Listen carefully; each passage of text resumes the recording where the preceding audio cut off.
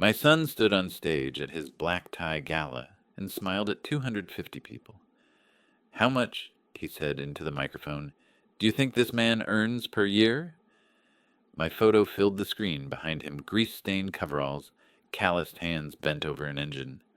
"I'm auctioning off dinner with my boring fisherman dad. $1 to start. Look at those coveralls, be generous, folks."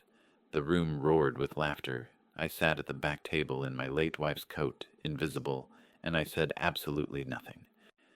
This story begins quietly, but it won't leave you unchanged. Before we start, drop a quick comment for me. Have you ever been underestimated by someone close to you? A or B? A, if yes. B, if no. Your voice matters here. Quick note, some details are fictionalized for storytelling and reflection.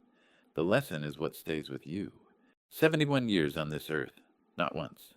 That is the record I maintained without particularly trying. I brewed coffee in my Gloucester workshop at dawn the way I had for 40 years. 3 scoops in the percolator water to the line heat until the smell cut through the salt air, drifting in from the harbor. Friday morning, June 2nd, and the marine diesel engine I'd been rebuilding sat on the workbench, like a patient waiting for surgery. I am not the kind of man who needs the world to notice when I do something right. The engine would run or it wouldn't. My hands would fix it or they wouldn't. No audience required. I pulled Ruth's navy peacoat from the hook by the door and felt the weight of it settle on my shoulders. She bought it for $95. At a Portland shop in 2004, haggled the clerk down from $120. "Lee," she'd said, holding it up to my chest in that narrow aisle, "this makes you look like someone worth listening to." I wore it because it kept the cold out, and because she'd chosen it. 8 years gone now, and the coat still smelled faintly of her lavender hand cream if I pressed the collar to my face.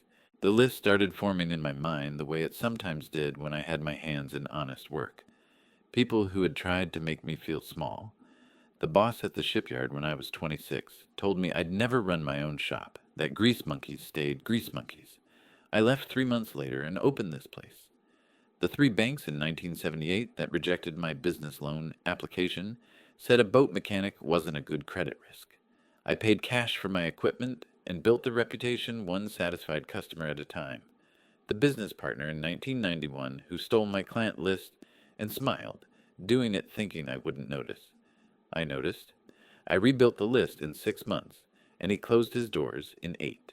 Then there was the cardiologist in 2016 who looked at my cholesterol numbers and told me to slow down to consider retirement to accept my limitations. I was 64. I overhauled a 40-foot yacht engine the next week, and the owner sent me a bottle of scotch with a note that said it ran smoother than the day he bought it. 71 years. Not one of them succeeded in making me feel small. I set my coffee mug down and stared at the diesel injector assembly in my calloused hands. What is the measure of a man who has spent 7 decades proving nothing to anyone I didn't know the answer? I only knew that I had never needed to defend my worth to strangers, and I'd considered that a kind of dignity. The quiet kind. The kind that doesn't require a stage. But I was about to learn that 71 years of careful building can be undone in 71 seconds if your own son is the one holding the hammer. The phone rang at 9:30. The old rotary unit on the wall, black and heavy, a relic Ruth refused to replace because she said it had character. I wiped my hands on a rag and lifted the receiver. My son's name was Brandon Lee Frost, but Ruth started calling him Brent when he was 2 years old, and the name fit him better than the one we'd chosen.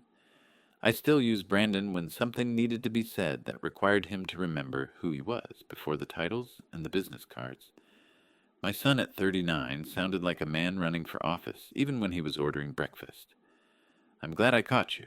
"I'm always here, son," I said. "Workshop doesn't move." "Right, yeah. Listen, Dad, I need to ask you something. There's a charity gala 3 weeks from tonight. Big event, the Harbor Club on the Portland waterfront. I'm the executive director of the Coastal Conservation Alliance now.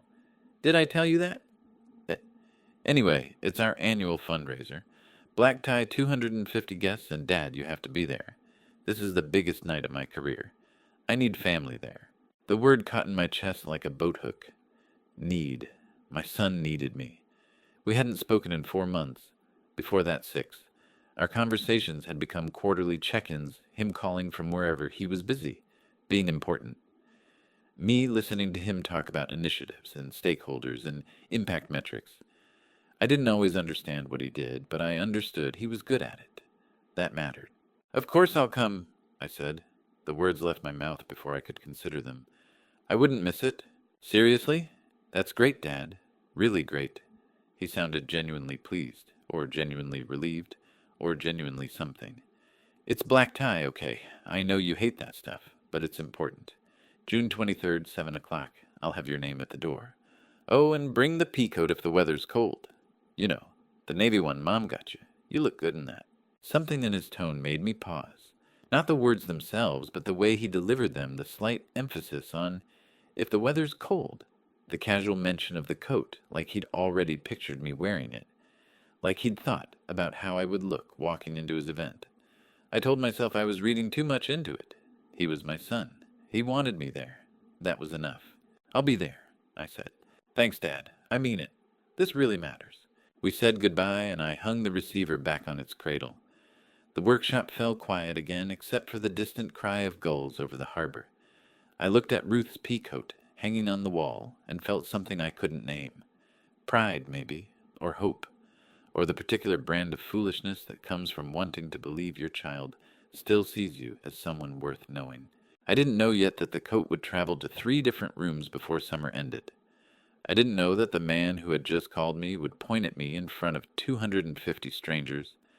I didn't know that 71 years of dignity could be stripped away by a single joke delivered to a room full of people who had never touched a wrench. I only knew my son asked me to come, and I would wear the coat Ruth bought me because she said it made me look like someone worth listening to. 3 weeks.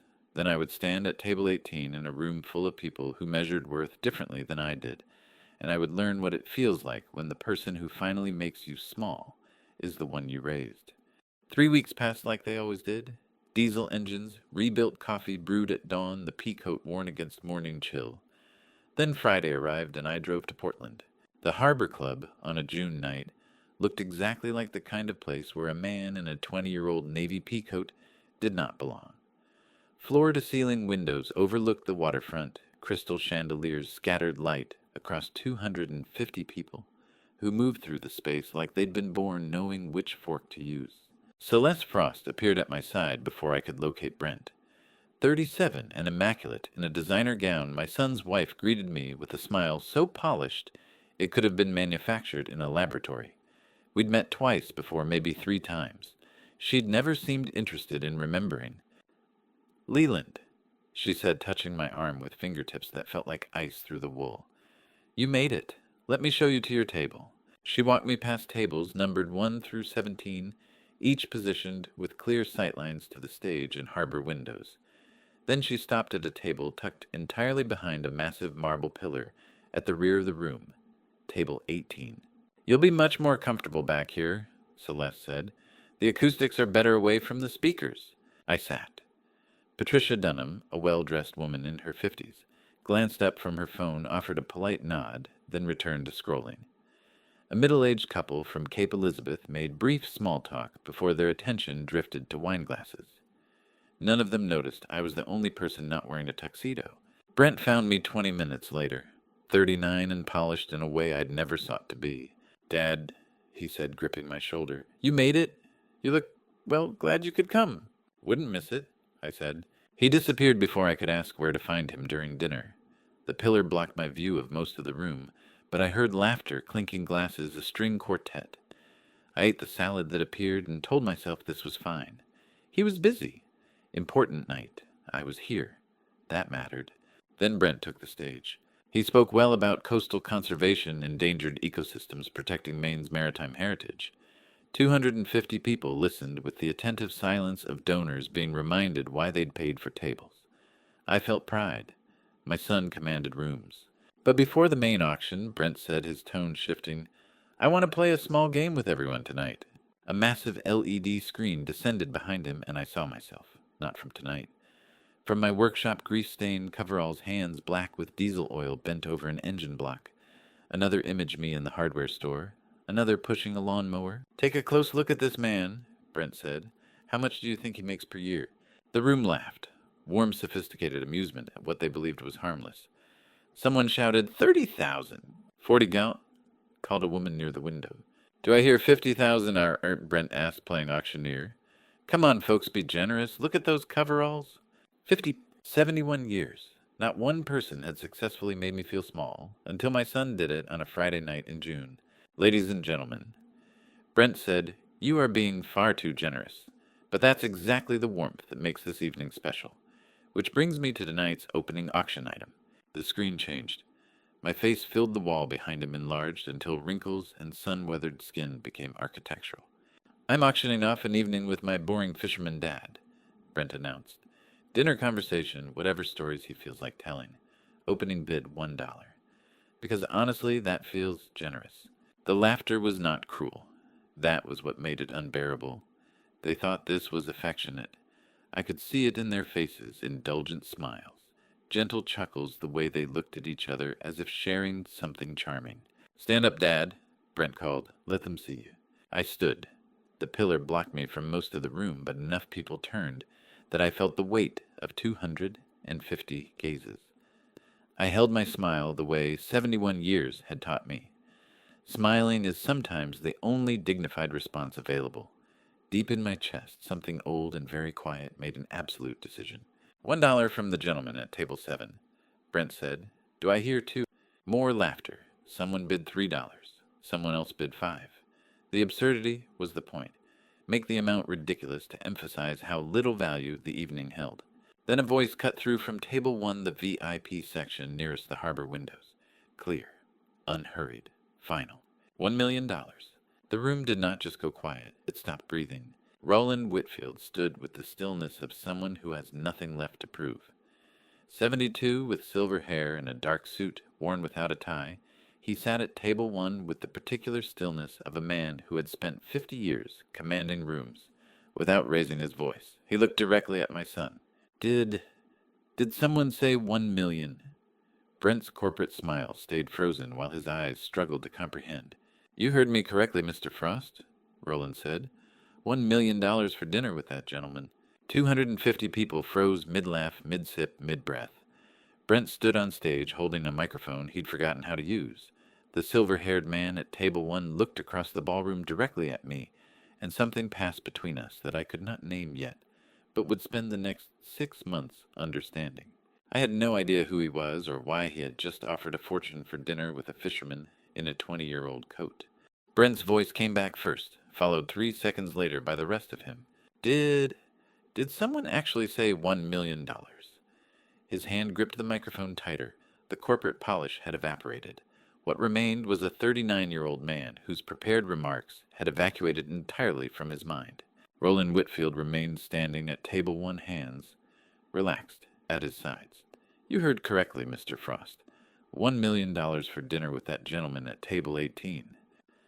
250 heads swiveled between the silver-haired man in the dark suit and the fisherman in the navy peacoat. The silence stretched until Gerald Hampton, the Gala's master of ceremonies, in an expensive tuxedo, stepped forward nervously to formalize what no one in the room could quite process. Going once, Hampton said, his voice uncertain. Going twice. Sold to the gentleman at table 1. The silence held for another beat. Then polite applause rippled through the room, the kind of applause that happens when people aren't sure what else to do with their hands. Roland did not sit. He turned to face the full ballroom, and something in his posture commanded attention the way Brent's microphone never could. Now, I have spent 5 decades in rooms with the most formidable people in this country, Roland said, his voice carried without effort, clear and unhurried. Senators, CEOs, federal judges, people who built empires and people who inherited them. Tonight, I watched a man display more grace under ridicule than I have ever witnessed in any of those rooms. He paused. The ballroom had gone so quiet I could hear the harbor water lapping against the pilings outside. That, Roland continued, looking directly at me across the crowd, is worth considerably more than $1 million. For 71 years I had walked through this world quietly, and in 60 seconds a stranger saw me more clearly than my own son.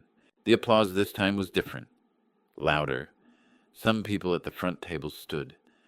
Within moments, half the room was on its feet, and I understood they were not applauding Roland's bid. They were applauding the permission he had just given them to reconsider what they had been laughing at 3 minutes earlier. I stood from table 18 and buttoned the peacoat. Patricia Dunham, who had barely glanced at me all evening, now stared with an expression I could not quite read. The Cape Elizabeth couple leaned toward each other, whispering urgently. I nodded to them politely and walked toward the exit. Brent intercepted me near the doors, moving quickly from the stage. "Dad, wait, I need to—" "Good speech, son," I said, not stopping.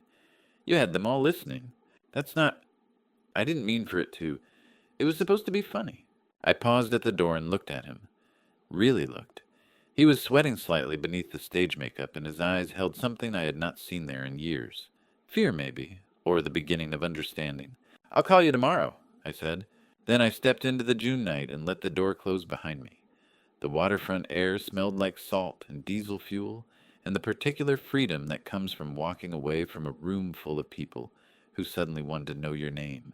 I drove home to Gloucester and did not answer when Brent called at 10:30, or again at 11:15.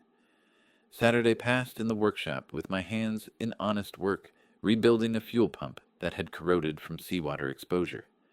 I thought about Roland Whitfield's face when he stood, the certainty in his voice, the way he looked at me like he knew something I did not.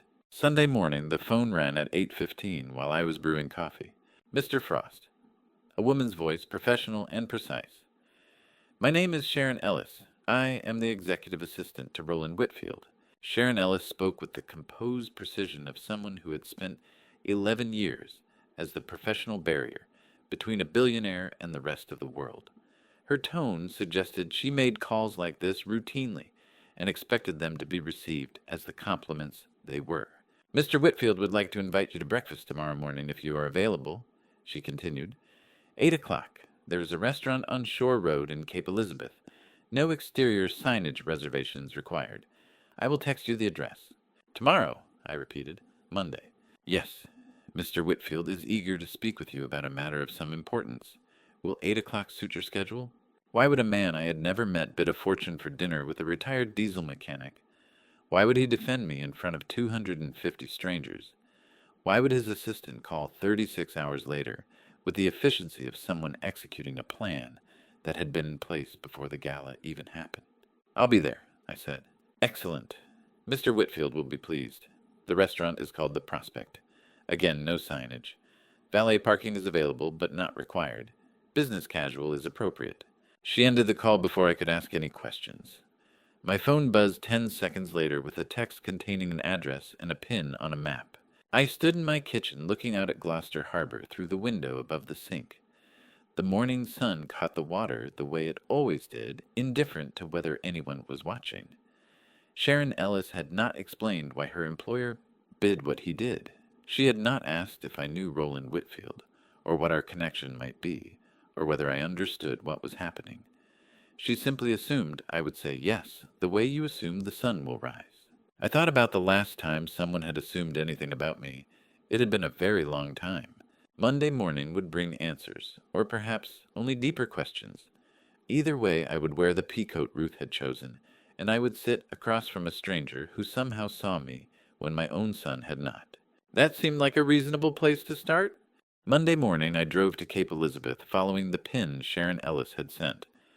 The restaurant on Shore Road had no name on the door, which told me everything I needed to know about the kind of people who ate there. I nearly drove past. The building looked like a private residence, weathered shingles, flower boxes in the windows, a gravel parking area, with 6 cars that cost more than my house. Only the small brass number beside the door matched the address on my phone.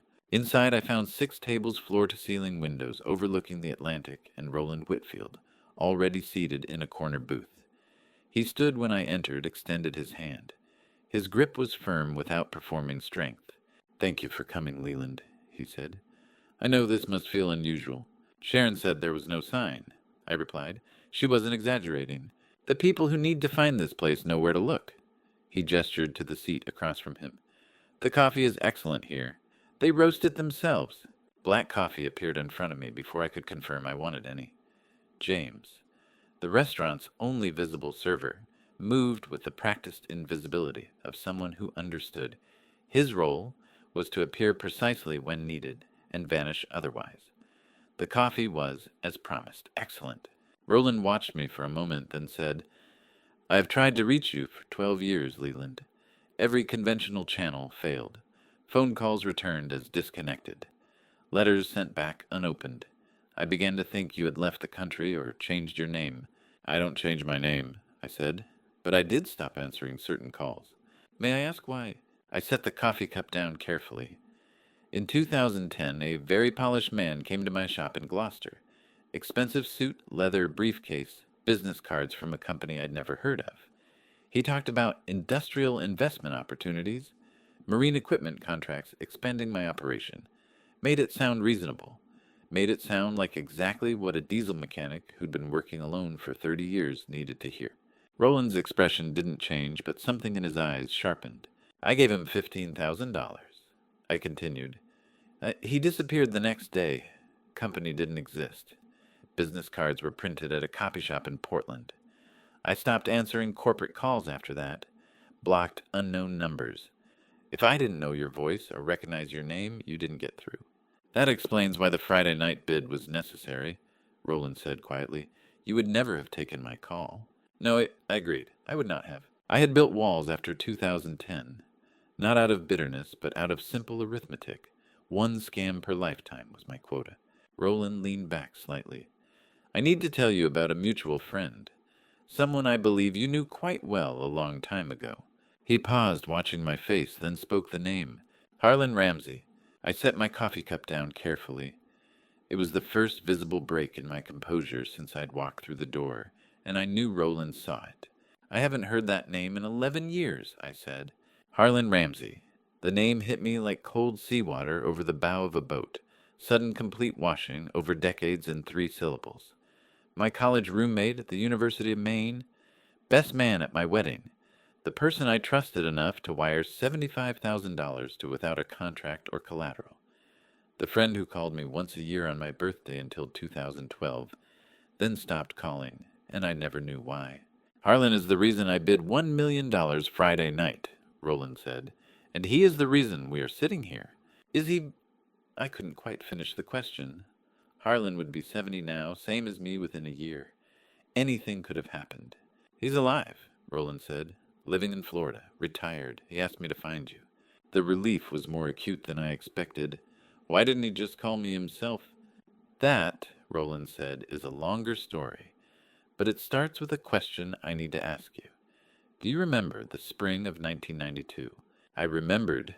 Harlan's commercial fishing fleet, 3 boats operating out of Cape Cod, was 6 weeks from bankruptcy. Every bank in New England had rejected his applications for bridge financing. His wife had left him. His crew was threatening to walk. He called me at 2 in the morning from a payphone outside a bar in Provincetown and said, "Lee, I'm drowning." "I remember," I said. "You liquidated diesel equipment from your repair shop," Roland said, not asking stating. "Sold a hydraulic lift, 2 diagnostic computers tools you'd been collecting for 15 years. You wired $75,000 across state lines with a handshake and no paperwork." He knew the exact amount, the exact year. Details I had never told anyone except Ruth. "How do you know that?" I asked. "Because Harlan told me," Roland said.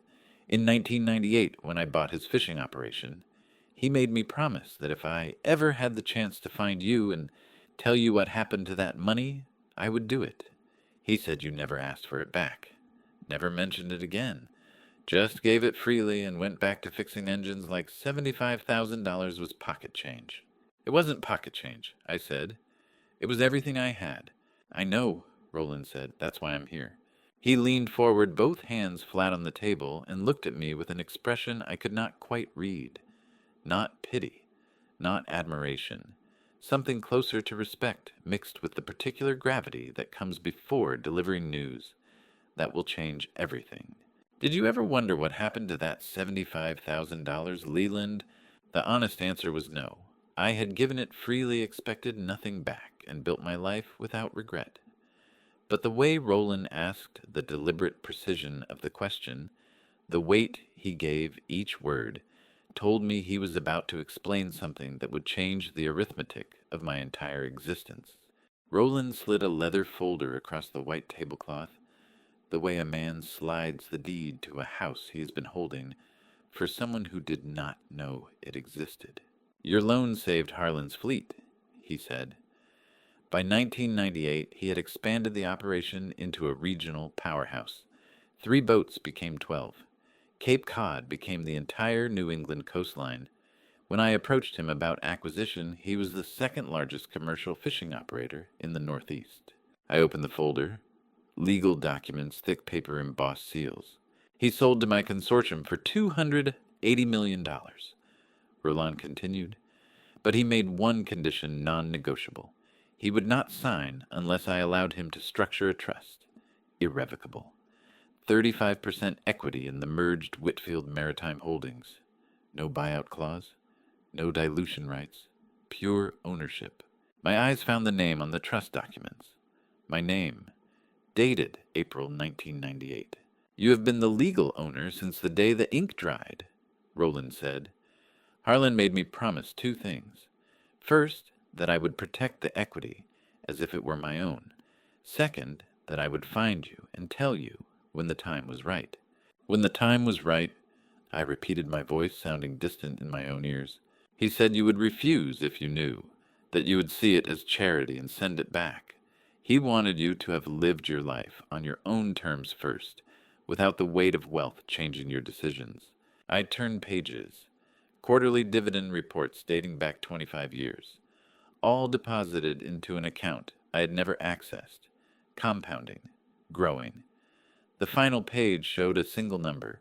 $95 million. I set the folder down. My hands were completely steady. The current valuation is $95 million. Leland, Roland said quietly, you are looking at the document that proves you have been a wealthy man for 25 years. I would learn later what happened while I sat in that restaurant, staring at numbers that rewrote my entire existence. 3 nights earlier, on Sunday, June 25th, at 11:45 in the evening, my grandson lay in the back seat of his parents' black SUV in an underground parking garage in Portland. Kieran Frost, 14 and terrified, had his iPad hidden beneath a jacket. The rear door was open slightly to let in air. He was supposed to be sleeping. Instead, he was recording. Brent's voice came through clearly in the concrete acoustics of the garage. Tonight was a disaster.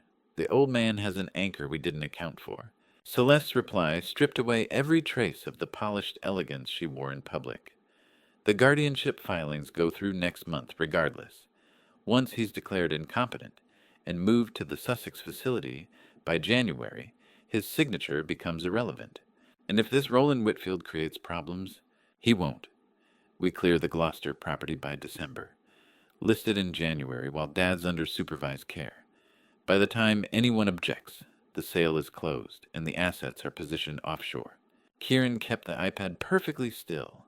His heart hammered against his ribs, but he did not move, did not breathe louder than he had to. The recording app showed 18 minutes of audio. GPS coordinates embedded automatically. Timestamp. Date. Kieran had been present in that car, a silent party to every word spoken around him. Under Maine's one-party consent statute, a participant in a conversation may legally record it without notifying the other parties. Kieran understood 2 things with absolute clarity. His parents were planning something terrible, and the only person who could stop them was a priest he had known since First Communion.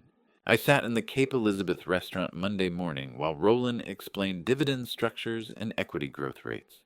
My coffee had gone cold. James appeared silently to refill it. I thanked him without tasting the new cup. Does anyone else know about this? I asked. Harlan, myself, my attorney, and now you, Roland said. Your son does not know. Your daughter-in-law does not know. I have kept this information locked for 12 years, waiting for the chance to reach you. While Roland spoke 14 miles away in Portland, Kieran sat on his bedroom floor, staring at his iPad. He had carried the recorded conversation for 3 days. Friday night in the garage. Saturday pretending everything was normal at breakfast. Sunday, lying to his mother when she asked if he was feeling well. Monday morning, 9:15 a.m. He opened his email and attached the audio file. The recipient line showed an address he had memorized years ago, Father Mercier, at estbrendansgloucester.org. Father Emile Mercier, 68, with gentle eyes and 3 decades serving St. Brendan's Parish in Gloucester, had baptized Kieran when he was 6 weeks old, had given him First Communion at 7, had listened to him in the confessional booth every month for 8 years, never breaking confidence, never judging. Kieran typed 3 lines and hit send before he could reconsider. I don't know who else to go to. I am terrified for my grandfather. Please help. The email left his outbox at 9:17 a.m. Father Mercier opened it at 9:47 a.m. in his small parish office that smelled like old books and furniture polish. He clicked the attachment.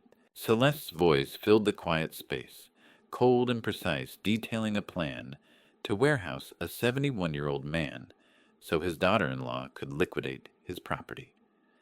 The priest listened to all 18 minutes without moving. Then he sat very still for a long time, his hands folded on the desk. Finally, he picked up his phone and dialed a number he had not called in 8 years. It rang 4 times before a familiar voice answered. "Hello," Lee Father Mercier said. "It's Emile. I need you to come to the parish as soon as you can. There's something you need to hear." But I was still sitting in the Cape Elizabeth restaurant, staring at documents that said I was worth $95 million, when my phone rang and I saw the priest's name on the screen. I would not understand until later that morning how the 2 revelations connected the fortune I didn't know I had, and the grandson I didn't know was protecting me from the son I thought I knew. Some conversations can only happen between men who understand that certain promises outlive the people who make them. I was about to have 2 of those conversations in the same day. Father Mercier's call. Monday afternoon changed everything. I drove to St. Brendan's, sat in his small office, and listened to 18 minutes of my son and his wife planning to warehouse me in a care facility while they liquidated my property. When the recording ended, the priest and I sat in silence for a long time. Then I called Roland. Roland Whitfield did not wait to be certain before he acted. 72 years had taught him that certainty was a luxury men like him could not afford. Tuesday morning, June 13th, he made a phone call from his Portland office. By 9:30, he was sitting across from Frank Russo in a nondescript building 3 blocks from the waterfront.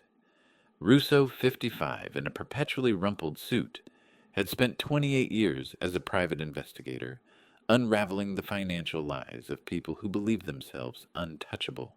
Roland slid a folder across the desk. Inside Kieran's audio file on a flash drive printed dossiers on Brent and Celeste, and a handwritten list of questions. "I need to know everything they think a 71-year-old man in Gloucester is too tired to see," Roland said. Russo opened the folder, scanned the contents with the practiced speed of someone who had reviewed 10,000 similar files. Budget, no cap. Start with Celeste Frost. Her professional credentials, her history, every contract she's touched in the last 5 years. How fast can you move? "Fast," Russo said, already making notes. "I've been doing this long enough to recognize when someone built their life on paper. I learned all of this later, of course. At the time, I was in my Gloucester workshop trying to focus on rebuilding a carburetor, while my mind kept returning to my grandson's voice. On that recording, terrified, protective, braver than any 14-year-old should have to be. Russo began where all modern investigations begin LinkedIn. Celeste Frost's profile displayed impressive credentials. MBA from Boston Institute of Strategic Communications class of 2009. Undergraduate degree in marketing from Pacific Coast University. Professional certifications in nonprofit management and strategic fundraising. She had used these credentials to build a career as a consultant, advising organizations on donor engagement and corporate partnerships. The Boston Institute of Strategic Communications sounded prestigious. It had the weight of legitimacy, the kind of name that would impress board members and clients who did not think to verify. Russo thought to verify. By 2 o'clock Tuesday afternoon, he had made 17 phone calls. No accreditation agency had record of the institution. The Massachusetts Board of Higher Education had no licensing file. The New England Commission of Higher Education had never heard of it. The address listed on Celeste's resume, 471 Hancock Street, Quincy, Massachusetts, was a UPS store that had opened in 2011, 2 years after her alleged graduation. Every fraud begins with a single invented line on a resume, a false credential that seems harmless, until it becomes the foundation someone builds a life upon. Russo moved to the undergraduate degree. Pacific Coast University, San Diego, California, class of 2005. The institution had existed once briefly in the late 1990s. It had closed in 1998 after losing its accreditation 7 years before Celeste claimed to have graduated from it. She had not simply lied about a degree. She had selected a defunct institution that could not contradict her from a time period that suggested the records might plausibly be difficult to verify. By Friday, June 16th, Russo had built a complete timeline. I received his preliminary report that afternoon via encrypted email. I sat at my kitchen table reading it twice, then a third time, because the scope of the deception required multiple passes to fully comprehend. Celeste had constructed her entire professional identity from components that did not exist. The MBA from the invented institute, the undergraduate degree from the closed university, marketing certifications from programs that had never issued a single credential. And she had used these fabrications to sign contracts on behalf of my son's nonprofit. The precision of the lie told Russo everything he needed to know. This wasn't desperation, it was architecture. The Atlantic Insurance Group contract drew Russo's particular attention. March 2022. A corporate sponsorship agreement worth $320,000 over 2 years.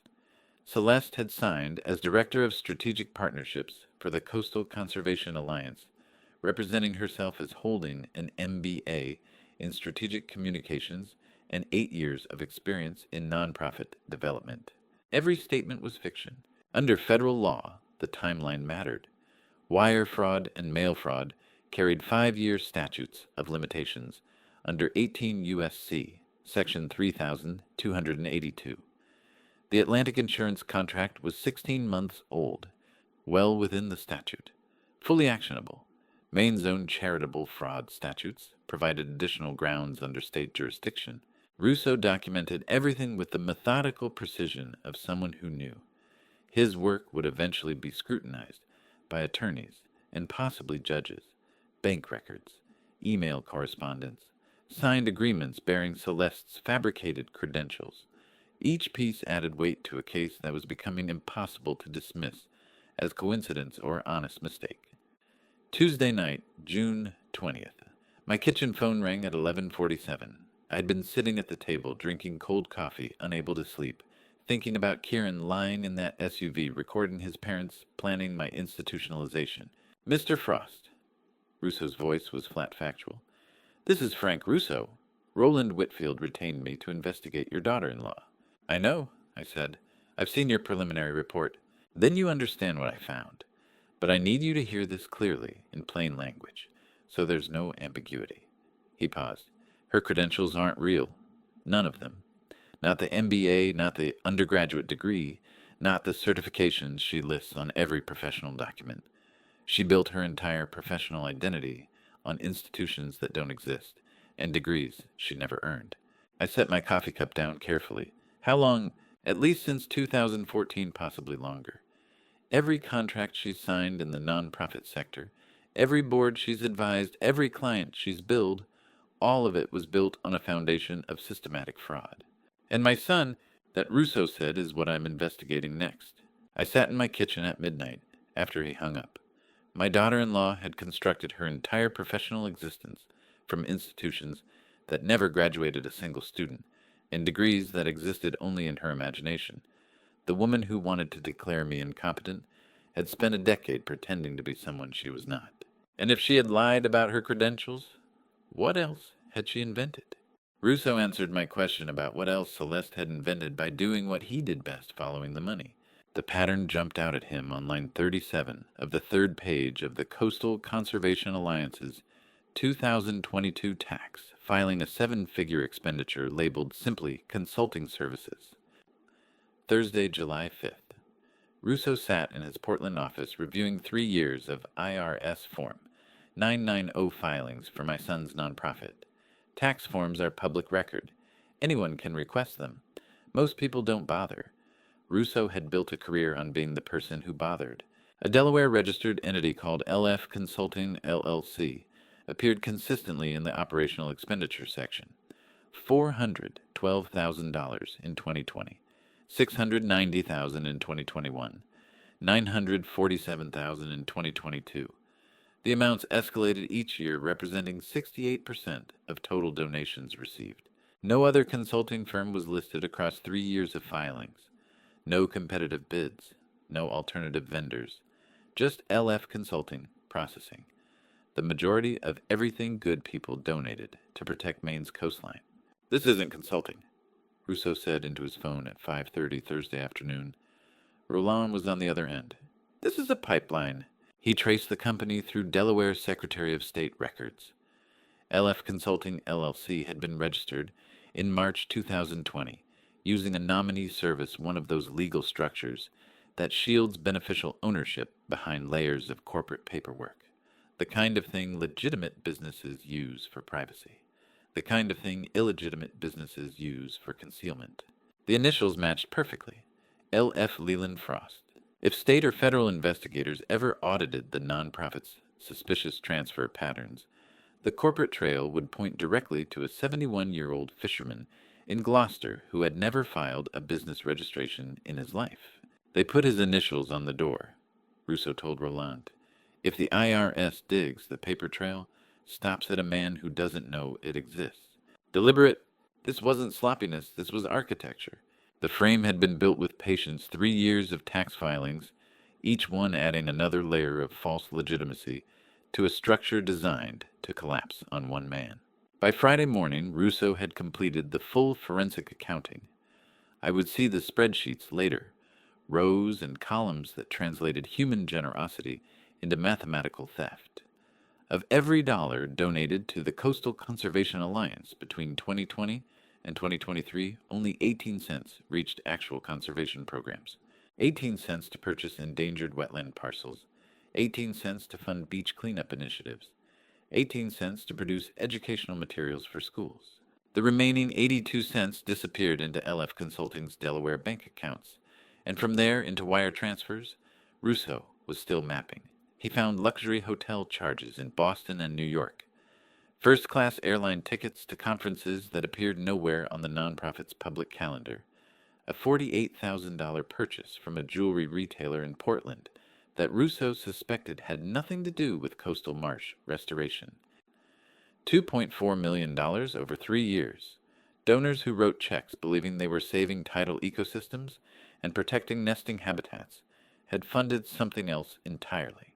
Every donor who sent a check to save a coastal marsh had unknowingly funded the construction of a cage with my name welded to the door. Roland drove to Gloucester Saturday morning to deliver the findings in person. Some conversations cannot happen over the phone or through encrypted email. Some revelations require looking another man in the eye when you explain how thoroughly his family has betrayed him. We sat at my kitchen table, the same table where Ruth had served breakfast for 30 years, the same table where I'd drunk coffee the morning Brent called to invite me to that gala. Roland spread Delaware corporate documents and tax filings across the worn surface. "They put your initials on their theft, Leland," he said without preamble. "LF Consulting, Leland Frost, the shell company that processed $2.4 million in diverted nonprofit funds, is registered with your exact initials." I picked up one of the documents. The Delaware registration showed a formation date of March 2020, 3 months into the first year of the fraud. "The nominee service shields the real owners," Roland continued. "But if this unraveled before they moved you into that Sussex care facility, if the IRS or the Attorney General started investigating the suspicious transfers, where would the forensics point?" I understood immediately. "To me? To you. A man with sudden access to $95 million in equity, who coincidentally operates a consulting company with his own initials that happens to process the majority of his son's nonprofit donations. The math would look damning. The optics would be devastating. I would wear the handcuffs, I said. You would wear the handcuffs, Roland agreed. While they disappeared with the money, and everyone who ever trusted you assumed you were exactly what your son made you look like at that gala, a greedy old man who couldn't resist stealing from coastal conservation. I set the document down and looked out my kitchen window at the harbor. The morning sun caught the water the way it always did. Boats moved in and out on the tide, indifferent to the conspiracy being dissected at my kitchen table. She built this over 3 years, I said. 3 years of patience. 3 years of tax filings that would serve as evidence against you. She didn't just plan to steal the money and warehouse you in a care facility Leland. She built the entire scheme to detonate in your face if anyone looked too closely. The shell company, the initials, the nominee service, the escalating amounts that would suggest growing boldness from someone who thought he had gotten away with it. Every element designed to make a 71-year-old fisherman look like a criminal mastermind operating the multi-year fraud behind the facade of his son's environmental nonprofit. But she made one critical miscalculation, Roland said, gathering the documents back into his folder. I looked at him. What's that? She assumed you would be alone when the walls closed in. She didn't account for a college roommate who spent 25 years trying to repay a debt. She didn't account for a 14-year-old boy brave enough to record his parents in a parking garage. And she certainly didn't account for a billionaire who takes loyalty seriously enough to hire the best investigator in New England. I sat at that kitchen table for a long time after Roland left, staring at the photocopy he'd left behind. My initials on a shell company I'd never heard of. My name on a fraud I'd never committed. My daughter-in-law's elegant handwriting on documents that would have destroyed me. She had not been alone in building the frame. She had purchased help. The $15,000 cash withdrawal from Celeste Frost's personal checking account on March 8th, 2023 had no corresponding business expense on the nonprofit's books. Russo noticed it Monday, July 10th, while tracking her personal banking records obtained through Roland's legal team. The amount was significant, the timing was specific, and the lack of any paper trail beyond the withdrawal slip suggested something Celeste did not want documented. He went back further and found a second withdrawal from early March, $500, cash, on March 3rd. Small enough to seem innocuous. Both followed appointments in her calendar labeled only as a medical consultation. Russo cross-referenced professional directories and identified 2 Portland psychiatrists who specialized in geriatric cognitive assessment. Dr. Sarah Kensington with a practice on Congress Street, Dr. Richard Holbrook operating out of South Portland. She was shopping for a signature, Russo told Roland over the phone Tuesday afternoon. The Maine Board of Licensure in Medicine keeps records of ethics complaints. They are not always public, but they are always discoverable with the right legal pressure. Russo found Dr. Kensington's filing on Tuesday morning. Dr. Sarah Kensington, a Portland psychiatrist with 18 years of impeccable practice, had filed a complaint on March 5th, 2 days after Celeste's first appointment. The report stated that a woman identifying herself as Celeste Frost had requested a psychiatric evaluation of her elderly father-in-law for adult guardianship proceedings. The woman had offered cash payment for an expedited affidavit certifying cognitive decline.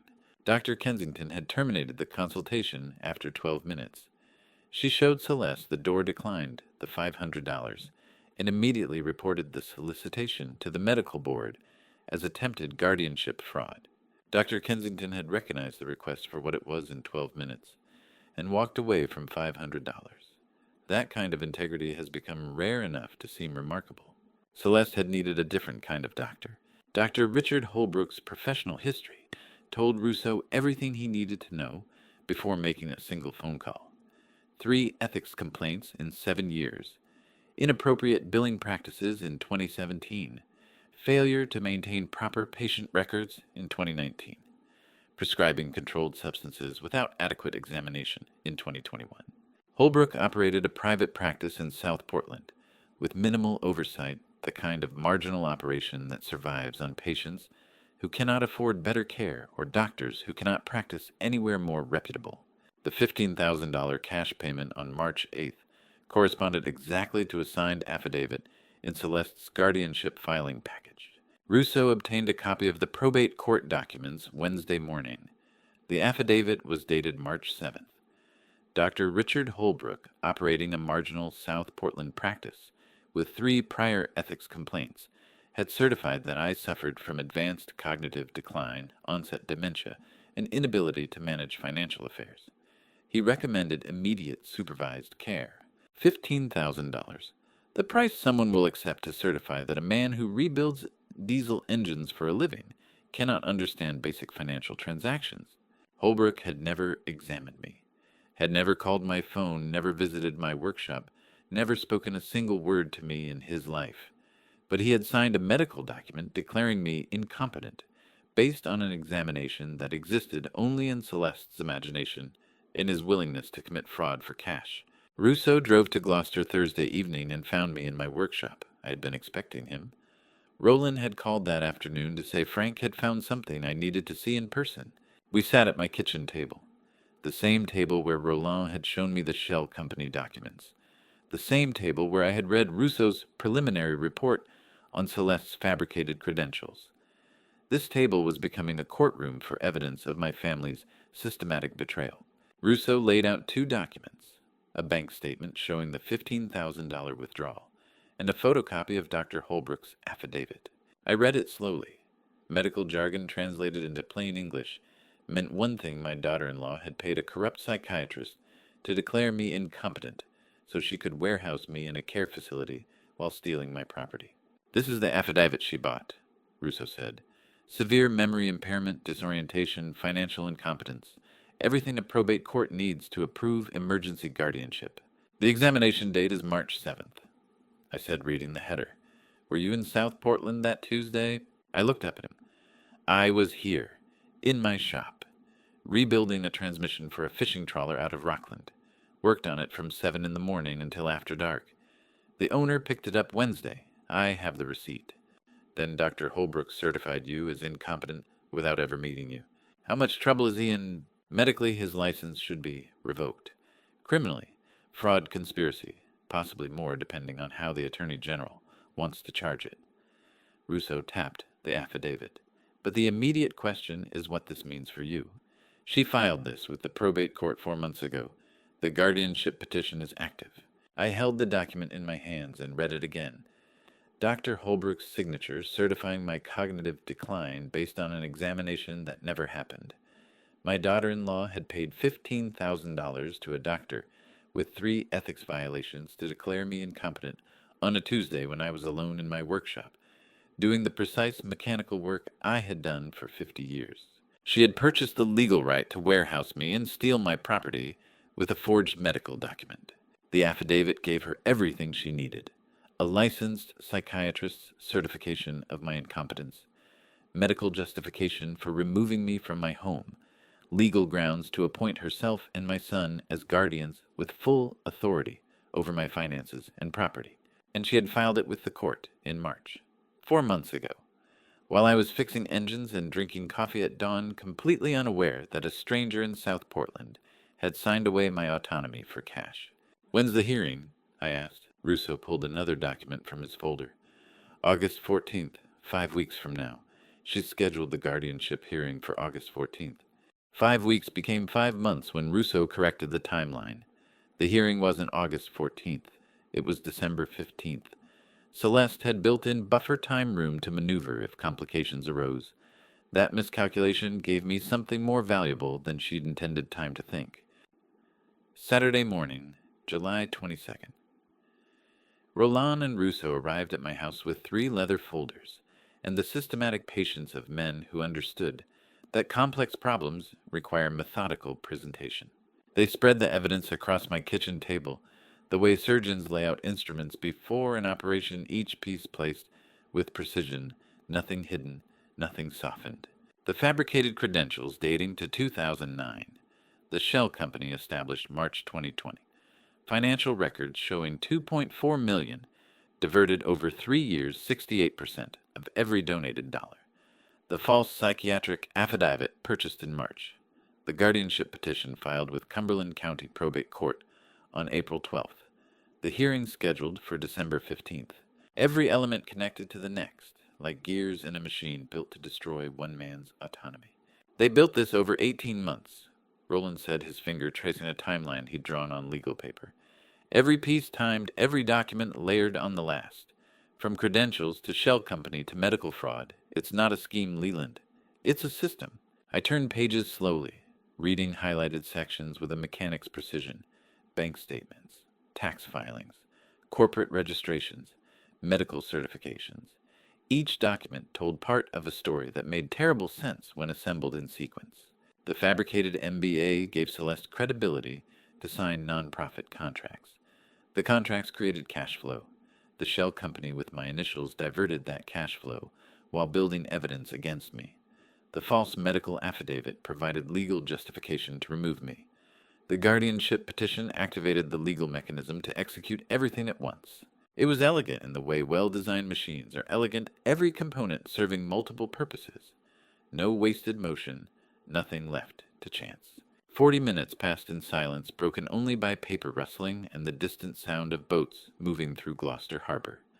I had spent 50 years repairing engines that other men declared unsalvageable. This was simply another machine that needed systematic disassembly, one bolt at a time. Finally, I looked up at Roland and Rousseau and asked the question they'd been anticipating. "My son, how much of this ink belongs to Brandon?"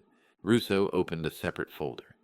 He signed the guardianship petition on April 10th, 2 days before filing. He approved the Gloucester property liquidation plan in writing on March 15th.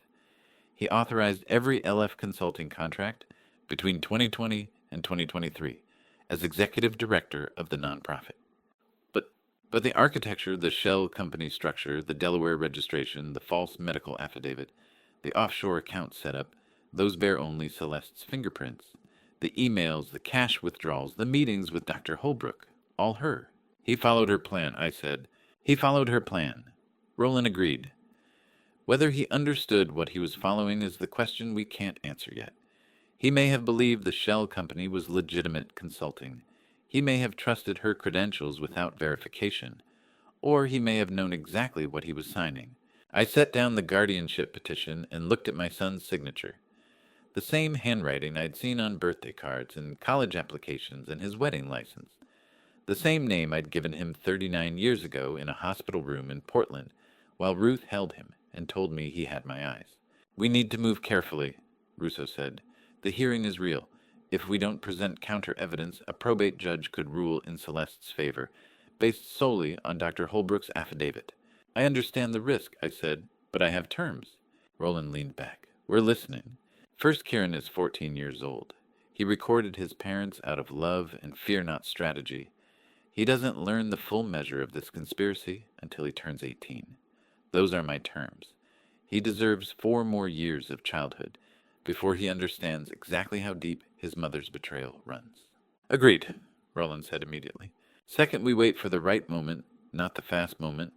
I've spent 71 years being patient. I can wait until December 15th, if that's when the pieces align correctly." Rousseau made a note. "The hearing gives us a natural deadline. Third, no press until after. I will not have my grandson reading about his father in newspapers while he's still in high school. When this becomes public, it becomes public on my timeline. Protecting Kieran was not negotiable, not tactical. It was the weight-bearing wall of everything that followed, and I would sooner see my own house collapse than let that boy carry this truth before his time." Roland gathered the documents and placed them back in their folders with careful precision.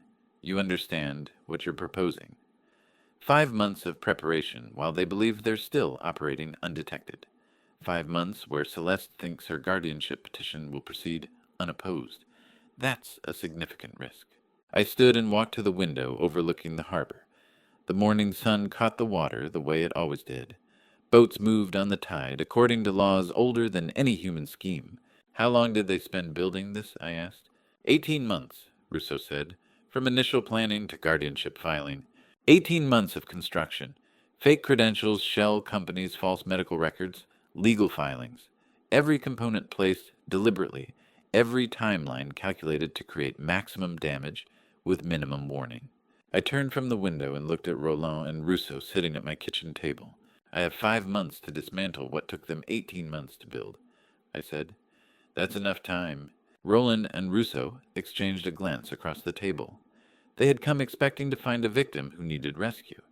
Instead, they had found a 71-year-old mechanic who understood that every complex machine has a sequence, and if you know which component to remove, first the entire structure comes apart in your hands.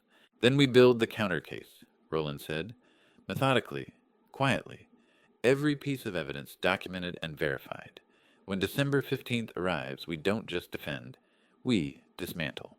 I sat back down at the table and pulled the timeline toward me. 5 months until the hearing. 5 months to protect my grandson, expose my daughter-in-law, and decide what mercy, if any, my son deserved. The first piece was already moving into place. The first component turned out to be a woman I had never met carrying evidence I did not know existed. Diane Webb had carried the silver USB drive in her purse for 237 consecutive days, which meant she had lied to herself 237 times, that she was waiting for the right moment. I learned her story later after everything came together in ways none of us could have predicted. But the sequence matters, so I'll tell it the way Roland explained it to me, the way Diane herself would eventually testify to it under oath.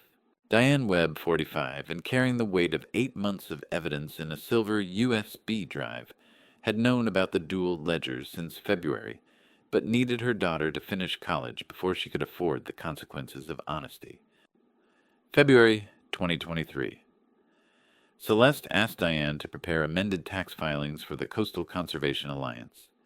Nothing unusual about that nonprofit's amend returns regularly, but Celeste handed Diane 2 sets of numbers, one showing conservation expenditures for the IRS, another showing the actual transfers to LF Consulting LLC. Diane created the silver USB drive that afternoon.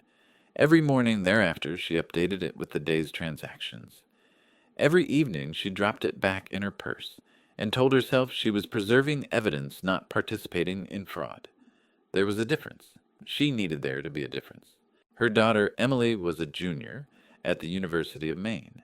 $58,000 annually. 9 more months until May graduation.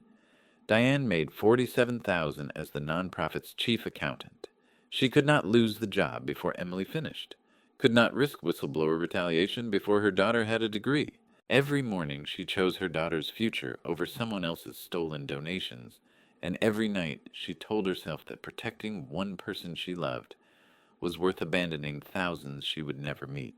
While Diane carried her silver USB drive through spring and summer, Carol Morgan was building a different kind of evidence. Carol Morgan, 38, and working the investigative desk at the Portland Press, Herald began tracking Coastal Conservation Alliance in February, after a donor complained that promised marsh restoration never materialized, despite confirmed payment. She spent 8 months reviewing public IRS Form 9, O filings cross-referencing claimed conservation expenditures against actual land purchases and cleanup permits filed with the state. The math told the story without requiring a single inside source. 68% to consulting services, 14% to overhead and administration, 18 cents per donated dollar, reaching actual conservation work. Carol sat 3 tables from me at that June gala, specifically to observe the foundation's leadership. I did not know that at the time. I thought she was just another guest scrolling her tablet. She was documenting everything. Her article was titled, "Only 18 cents Where Coastal Conservation Dollars Actually Go." 300 column inches with full accounting tables. Every number derived from legal public records. No anonymous sources. No internal whistleblowers. Just forensic document analysis presented with the precision of someone who understood that provable facts need no embellishment. The article ran Thursday morning, October 19th. Diane read it at her kitchen counter at 6:47, coffee cup frozen halfway to her mouth. The headline banner stretched across the front page in type large enough to read from across a room. Every number Carol published from public records matched exactly the private ledger Diane had carried for 237 days. The weight she had carried for 8 months lifted between one heartbeat and the next, not gone but distributed across shoulders stronger than hers. If a journalist could prove the fraud using only IRS forms, the Attorney General could see it too. The exposure was coming whether Diane participated or not. May graduation had just become irrelevant. She looked at the silver USB drive on her kitchen counter next to the newspaper.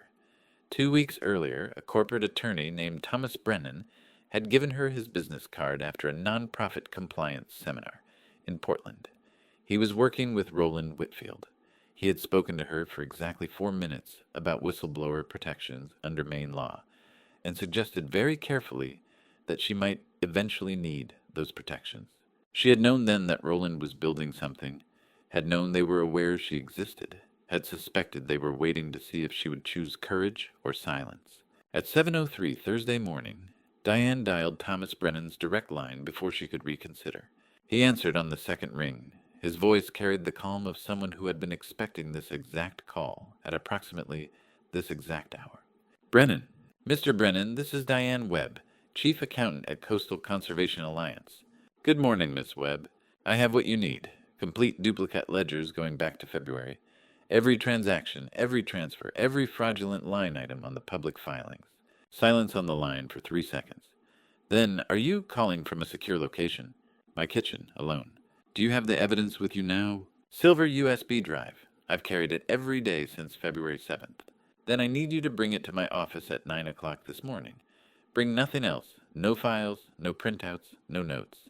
Just the drive. Do you understand?" "I understand. Ms. Webb, before you hang up, I want you to know something clearly. You are fully protected under Maine whistleblower statutes. What you're doing requires courage, and that courage will be rewarded with legal protection. You will not lose your job. You will not face retaliation. Are we clear?" "We're clear." "Then I'll see you at 9. Diane set her phone down and looked at the USB drive. 237 days of evidence. 8 months of parallel accounting showing every dollar that disappeared into the shell company, with my initials. Every fraudulent expense. Every diverted donation. Every lie Celeste had told to the IRS to donors to the state of Maine. By 9:47 that morning, Roland would have the evidence to prove that Diane Webb was not complicit in the fraud, but the careful documenter of every crime Celeste committed. And by 10:15, the entire legal architecture would shift from investigation to prosecution. I sat in my workshop that Thursday morning rebuilding a fuel injector, completely unaware that the second component of the counter operation had just activated itself 100 miles south. I would not learn about Diane's phone call until Friday afternoon, when Roland drove to Gloucester with news that changed the timeline. We had been planning for December 15th. The whistleblower just moved everything forward by 6 weeks. Roland called me Friday afternoon with 2 words: "We have everything." The silver USB drive made a single quiet sound when Diane Webb placed it on the conference table metal meeting glass. 8 months of evidence finally meeting the law. Diane sat in a 14th floor Portland conference room with Thomas Brennan, Frank Russo, and Roland. Morning light came through floor-to-ceiling windows overlooking the harbor. The drive sat in the center of the table like a small silver bullet that had been traveling since February and had finally found its target. Thomas opened the drive at 9:05. Dual accounting ledgers. Every wire transfer to LF Consulting LLC, documented with routing numbers and timestamps. Side-by-side comparisons of public Form 990 filings versus actual expenditures. Discrepancies calculated to the cent. Internal emails between Celeste and offshore banking contacts. Diane had not simply preserved evidence. She had built a prosecution case in real-time, transaction by transaction, day by day. "The dual ledgers are pristine," Russo said, leaning over the laptop. "This isn't witness testimony. This is mathematical proof." Roland looked at Diane. "You didn't just save evidence, Ms. Webb. You built the case." For the first time in 8 months, Diane Webb drew a full breath. Thomas spent 20 minutes walking her through Maine's Whistleblower Protection Act. She was fully insulated, no retaliatory termination, no civil exposure, no criminal liability as an accessory. The moment she handed over that drive, she transitioned from potential witness to protected informant under state and federal law. "You did nothing wrong," Thomas told her. "You did everything right." Roland asked the critical question at 9:45. "Is this enough to file with the Attorney General today?" Thomas reviewed the evidence methodically. Wire fraud, mail fraud, charitable fraud under Maine nonprofit statutes, conspiracy, potential money laundering. Combined with Carol Morgan's published investigation and Russo's findings on the false medical affidavit, they had more than sufficient probable cause. "We could file this afternoon," Thomas said. "The AG could have investigators at the nonprofit's offices by Monday morning." Roland stood and walked to the windows overlooking Portland Harbor. He said nothing for a long moment. "When is the guardianship hearing?" he asked. "December 15th, 8 weeks from today." Roland turned from the window slowly, and when he spoke, every word was deliberate. "We wait. File with the AG after Thanksgiving. But before we file, I extend an invitation my son has been chasing for 3 years. A pitch meeting at Whitfield Maritime." Russo understood immediately. "He'll walk in believing he's finally won. He'll bring his board his wife, his perfect presentation," Roland said. "He'll believe he's closing the deal that validates his entire career. And instead he'll find his father sitting at the table. The man he tried to frame. The man he tried to institutionalize. The man who has owned 35% of this company since 1998. The room was silent. "I want him to walk in on his own 2 feet," Roland said quietly. "Believing he's won. That's when the truth hits hardest." When Roland called me that Friday afternoon and explained his decision, I understood immediately.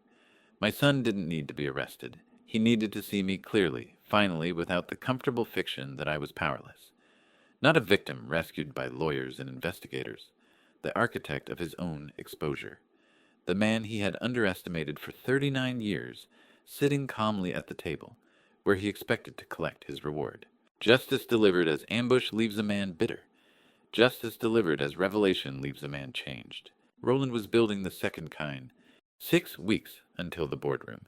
Time to prepare and time to see what the conspiracy had done to the people I loved.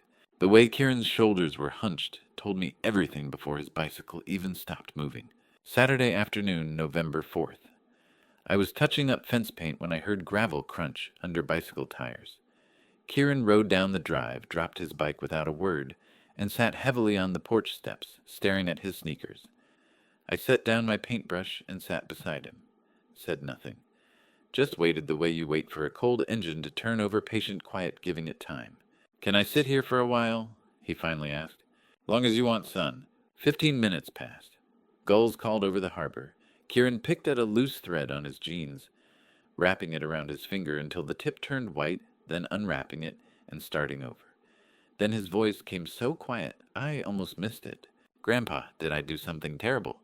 He kept his eyes on his sneakers. "I recorded them. Mom and Dad. In the car after that big dinner in June. The one where everyone was dressed up and you wore Grandma's coat." He looked up, eyes red. "I was in the back seat. They thought I was asleep. But I heard them talking about putting you somewhere. Selling your house.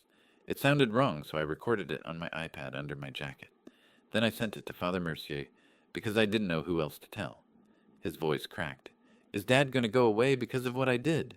A 14-year-old boy carrying the weight of protecting his grandfather from parents who should have been protecting them both. The geometry of that reversal was unbearable. I got down on my knees on the cold gravel so I could look directly into his eyes. "You did nothing wrong, Kieran. You did exactly what a boy with a good heart does when he sees something that scares him.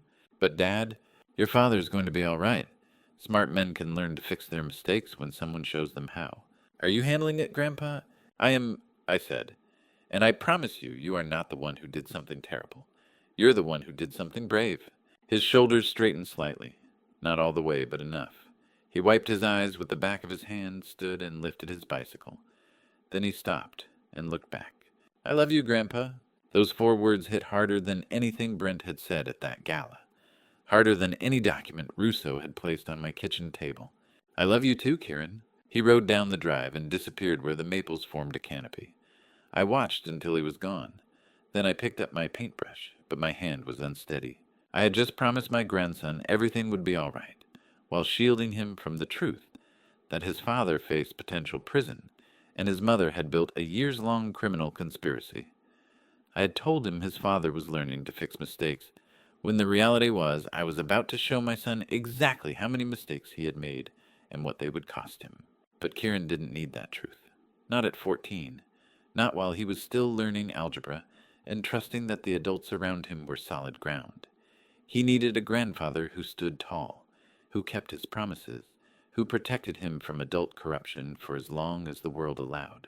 I intended to stand 6 weeks until the boardroom. Somewhere in Portland, my son had no idea the meeting he'd been chasing for 3 years was about to become the most important and most devastating conversation of his life. But first I needed to finish this fence. Some things you do because they're useful. Some things you do because your hands need honest work, while your mind carries weight no one else can see. While I was painting fences and protecting my grandson from truth, Roland was executing the final piece of his strategy. The email appeared in my son's inbox at 2:47 on a Tuesday afternoon in November. I learned this later from Roland, who described the scene with the quiet satisfaction of a chess master watching his opponent make exactly the anticipated move. My son clicked the message from Andrew Sterling, Junior Associate at Whitfield Maritime Consortium, bracing for the polite corporate decline he had received 46 times before. Instead, he read an invitation to present directly to the investment committee, Friday, December 15th, 22nd floor, 9:30 sharp. He read it 3 times. "This cannot be real," he said aloud to his empty office. 3 years. It cannot actually be real. But the letterhead was correct. The email domain matched. The details were too specific to be automated. 47 emails sent to Whitfield contacts since 2020. 14 phone calls that never passed reception. 6 mailed letters that generated only automated responses. 36 consecutive months of closed doors until this Tuesday afternoon, when one swung open without warning. What my son did not know was that every word of that invitation had been dictated by a 72-year-old billionaire who understood that the sweetest trap is the one the target walks into willingly. My son hit reply with fingers that trembled slightly, confirmed his availability, expressed professional gratitude, sent it at 2:53 p.m. 6 minutes after receiving it. Then he called Celeste. "Whitfield Maritime," he said when she answered. "December 15th. They're finally giving us the meeting." Her response was cautious. "Don't count the money until the signatures are dried. I know exactly what they want to hear. I've been refining this pitch for 3 years. It's perfect now. Just tread carefully. These people didn't build what they built by being easy. I'm not looking for easy. I'm looking for access, and they just gave it to me." What my son heard in her voice was concern about his performance. What Celeste was actually feeling was the first cold recognition that their carefully constructed world had begun fracturing in ways she could not control. Carol Morgan's article had run 3 weeks earlier. Diane Webb had disappeared from the office. Small cracks, growing. But my son saw none of it. He saw only the open door. That night, at 10:30, he stood in his bedroom closet selecting the suit he would wear to the most important pitch of his career. He was choosing a suit for his coronation, unaware he was dressing for his reckoning. Midnight blue wool, custom-tailored. It had cost more than his first car. He hung it on the back of the bedroom door, where he could see it every morning for the next 31 days. Celeste watched from the doorway with an expression somewhere between concern and resignation, the look of someone who knows the ship is taking water, but cannot convince the captain to change course. "It's just a pitch meeting," she said quietly. "Don't build it into something more." He turned to face her voice, carrying absolute certainty. 3 years I've chased this. December 15th changes everything." She looked at him for a long moment, then walked away without a word. My son returned his attention to the midnight blue suit hanging against the white door. He could already picture himself walking into that 22nd floor boardroom briefcase in hand. Every slide perfected through 3 years of rejection into something sharp enough to cut glass. He did not know his father would be sitting at that table. He did not know the man who sent the invitation had watched him auction off dinner with that father for $1 in front of 250 people. He did not know that Roland Whitfield's interest in his nonprofit had nothing to do with coastal conservation and everything to do with showing a 39-year-old man the true cost of mistaking his father's silence for weakness. He went to sleep believing he had finally won. 31 days later, he would discover exactly how wrong a man can be about everything. I recognized Harlan Ramsey before he recognized me, which gave me 5 seconds to decide whether 43 years of silence could be forgiven in a single moment. He came through the arrivals gate at Portland International Jetport, carrying a leather messenger bag worn soft at the corners, and walking with the careful gait of a man whose knees had logged too many miles on unforgiving surfaces. His hair had gone completely white. The last time I'd seen Harlan Ramsey, it was August 1980, and both of us still had dark hair and the reckless certainty of men who believed friendship was indestructible. He saw me and stopped walking. For a moment neither of us moved. Then Harlan crossed the remaining distance between us and pulled me into an embrace that smelled like airport coffee and old leather and something I couldn't name until I realized it was forgiveness. "Leland," he said, "God, it's good to see you." "You look old," I said, because it was true and because some friendships are built on honesty that doesn't require gentleness. "You look like hell," Harlan said. He stepped back and studied my face with the frank assessment of someone who'd earned the right. "When Roland called me, he said you needed help. He didn't tell me you were fighting alone." "I wasn't alone," I said. "I had Ruth," had Harlan repeated softly. "I'm sorry I wasn't there. For the funeral. For any of it." We drove north along Route 1 with the December coastline gray and cold beyond my passenger window. Harlan had rented a car at the airport, but I'd insisted on driving my truck, my roads. My silence to fill or leave empty as I chose. For the first 20 minutes, neither of us spoke. Then Harlan said, "June 2001. Ruth called me out of nowhere. I was living in Tampa, running a marine supply business. Hadn't heard from either of you since the wedding in '79. She said she needed to tell me something, and she needed me to promise I'd keep it secret until the right time came." I kept my eyes on the road. "She told me about the 75,000. Harlan continued, "about Roland Whitfield and the equity stake and the $95 million you didn't know you had. She said you'd just found out, and you were planning to keep it quiet, because you didn't want it to change your life or Brent's character. She said she agreed with you, but she wanted someone outside the family to know, someone who could act if things ever went wrong." The pattern interrupt hit me at the intersection of Route 1 and Pond Road. Ruth had known for 22 years and never once suggested I was wrong to keep the secret. "Why you?" I asked. Harlan smiled. "Because I walked away from our friendship over an argument about money. Remember, you wanted to co-sign a loan for your cousin's fishing boat. I said it was a bad investment. We both said things we didn't mean. And instead of apologizing like adults, we just stopped calling. Ruth said anyone stupid enough to lose a best friend over $5,000 would understand exactly why you were afraid of what 95 million might do to the people you loved." I pulled into the parking lot of a shuttered seasonal restaurant and killed the engine. "She was sick for 2 years before she died," I said. "Never complained, never asked why her. Just kept making sure I knew where she'd filed the insurance papers and which hymns she wanted at the service, and whether I remembered to defrost the turkey the night before Thanksgiving, not the morning of." "She called me again in February 2022, Harlan said quietly, 3 months before she died. "She said the time was coming and she needed me to hold on to something until I was sure you needed it." He reached into the leather messenger bag and pulled out 2 envelopes, both cream-colored stationery, both sealed, with Ruth's careful hand. One had my name written in her script. The other said Brent and nothing else. "She told me to watch," Harlan said.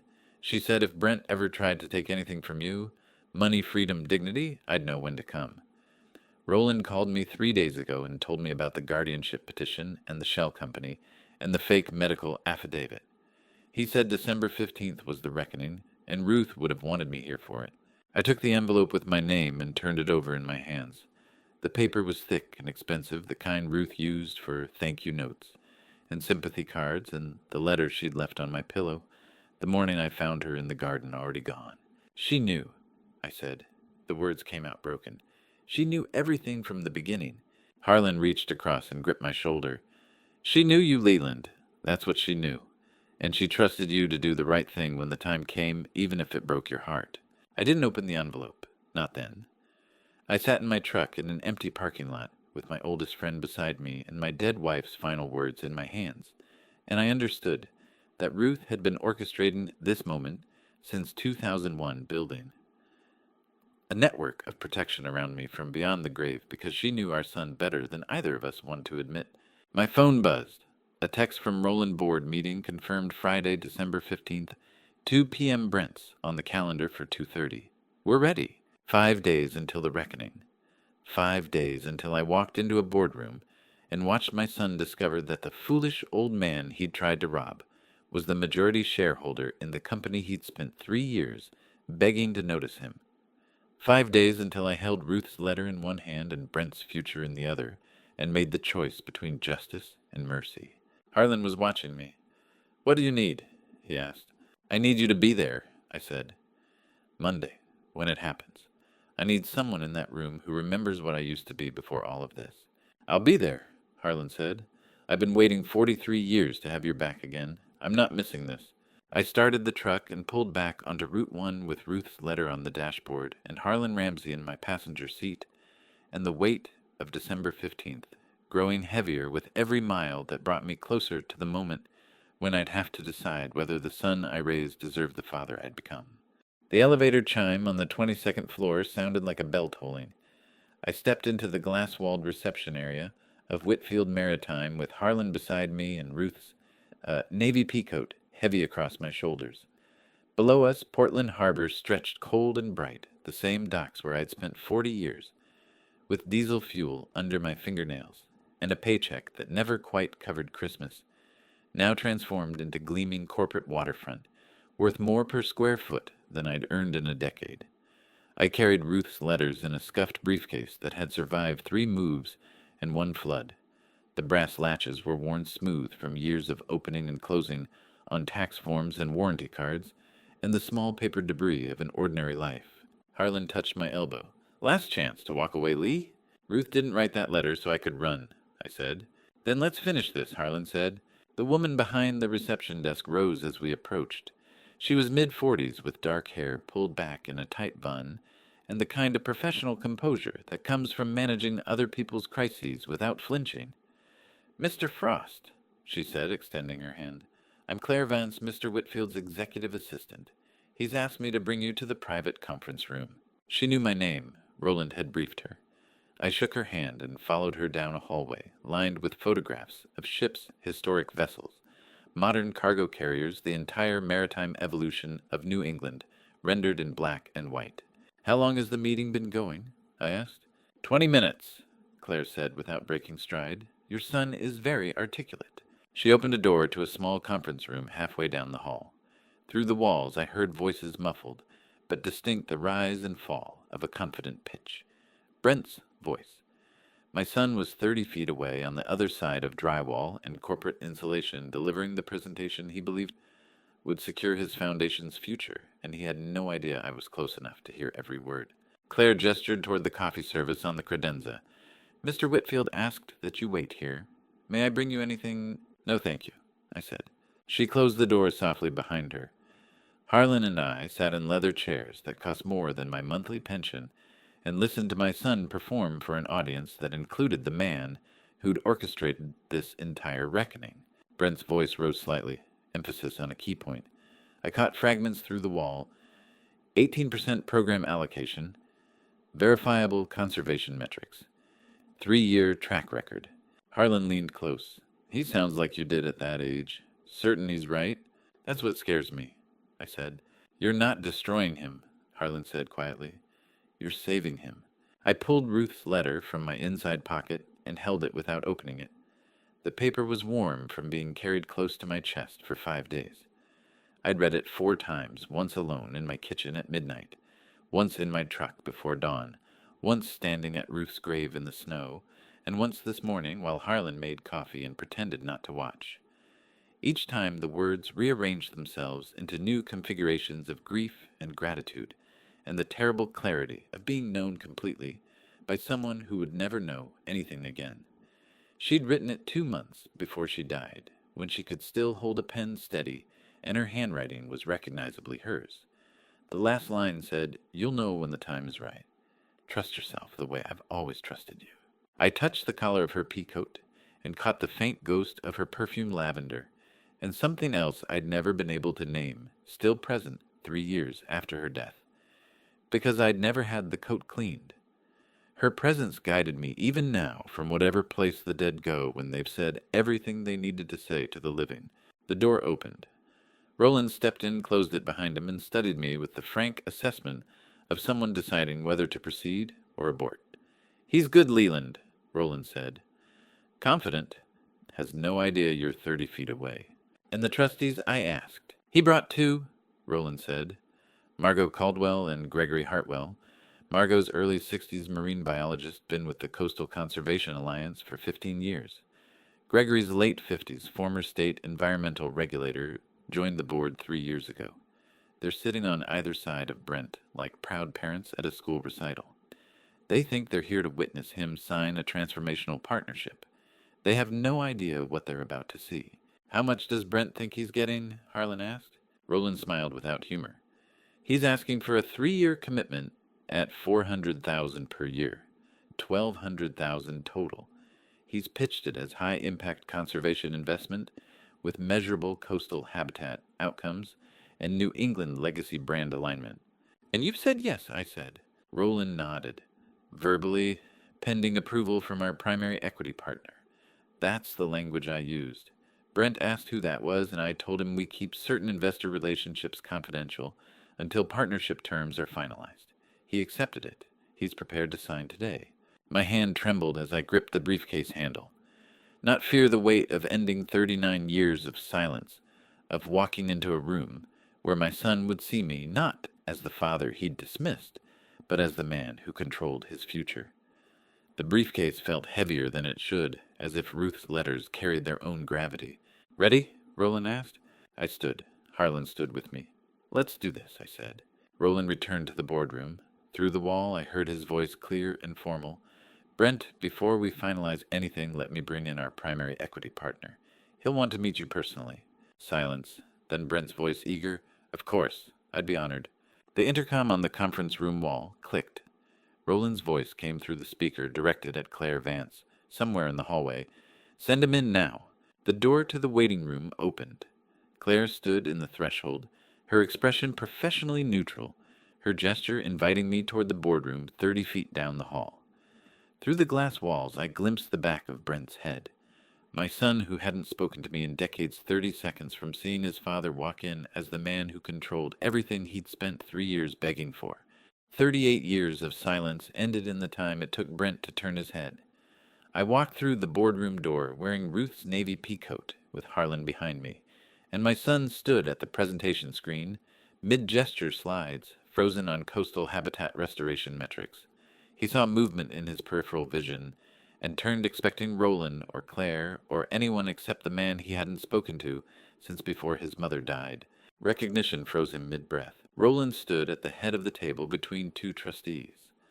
I'd never met a woman in her early 60s with iron-gray hair pulled back severe, and a man in his late 50s wearing wire-rimmed glasses, and the careful, neutral expression of someone trained to observe without reacting.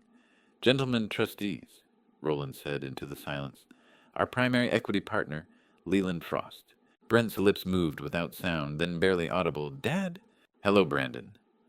I said using the name I'd given him 39 years ago when Ruth held him in the hospital, and asked what we should call this small person who'd just rearranged our entire universe. 5 realizations crossed his face in 5 seconds. I watched each one register like tremors before an earthquake. First recognition, that's my father. Second dislocation, wrong context, wrong room, wrong reality. Third, historical math, 1998. That's when Roland said the equity partner joined. Fourth financial calculation, Dad owns 35% of this company. Fifth, total reality collapse. I just pitched my conservation program to my own father's boardroom. You're the equity partner, Brent asked. His voice had the hollow quality of someone testing whether words still meant what they used to mean. 35% since 1998, I said. Sit down, son. This isn't... Brent stopped. Started again. You can't... I said quietly, and I did. Now sit down. Brent sank into the nearest chair. The woman with gray hair leaned forward. Mr. Frost, she said, addressing me. I'm Margot Caldwell, trustee with the Coastal Conservation Alliance. We've reviewed the organizational structure Mr. Brent Frost presented. There are serious concerns about the LLC arrangements and fund allocation percentages. I know, I said. The man in wire-rimmed glasses spoke next. Gregory Hartwell, also a trustee. We were unaware of any family relationship between the presenter and Whitfield Maritime's ownership structure. Had we known, we would have advised against this meeting. Roland remained standing. The board rejected your proposal on December 12th. Brent, 3 days ago. This meeting was scheduled to deliver that decision in person and address certain irregularities that came to our attention during due diligence. Brent looked at me. I watched his face and saw the 4-year-old who'd asked why Daddy didn't come home anymore, why Mommy cried when she thought he was asleep, why other kids had fathers who showed up to baseball games, and he had an empty space in the bleachers. That child still lived somewhere behind the executive veneer and the conservation director title and the 38 years of carefully maintained distance. What irregularities? Brent asked. Roland touched a remote. The presentation screen changed from coastal habitat slides to security footage. Black and white timestamp, June 9th, 2023 camera angle from above, the Maritime Conservation Gala. I watched Brent watch himself standing near the silent auction tables, talking to 3 donors in evening wear. No audio, but I'd heard the audio already. Roland had played it for me 2 weeks ago in his office, while I sat very still, and learned exactly what my son said about me when he thought no one was listening. The door opened. A man in his late 50s entered, carrying a leather portfolio, salt and pepper hair, expensive suit, the bearing of someone accustomed to courtrooms. Mr. Brent Frost, he said, extending his hand without warmth. I'm Frank Russo, representing Whitfield Maritime and your father. I'm also coordinating with the Massachusetts Attorney General's office regarding irregularities in the Coastal Conservation Alliance's financial structure. Brent didn't take the offered hand. I don't understand what's happening. You will, Frank Russo said. He opened the portfolio and pulled out a tablet. On November 14th, your son Kieran recorded a conversation in the parking garage of your Newton residence. The recording was voluntarily provided to your father on November 18th. GPS metadata confirms location and timestamp. Audio forensics confirm no alteration or editing.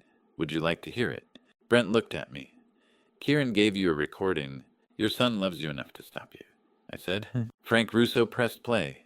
Celeste's voice filled the boardroom like a ghost, crystal clear. No distortion, the acoustic signature of enclosed concrete space, unmistakable.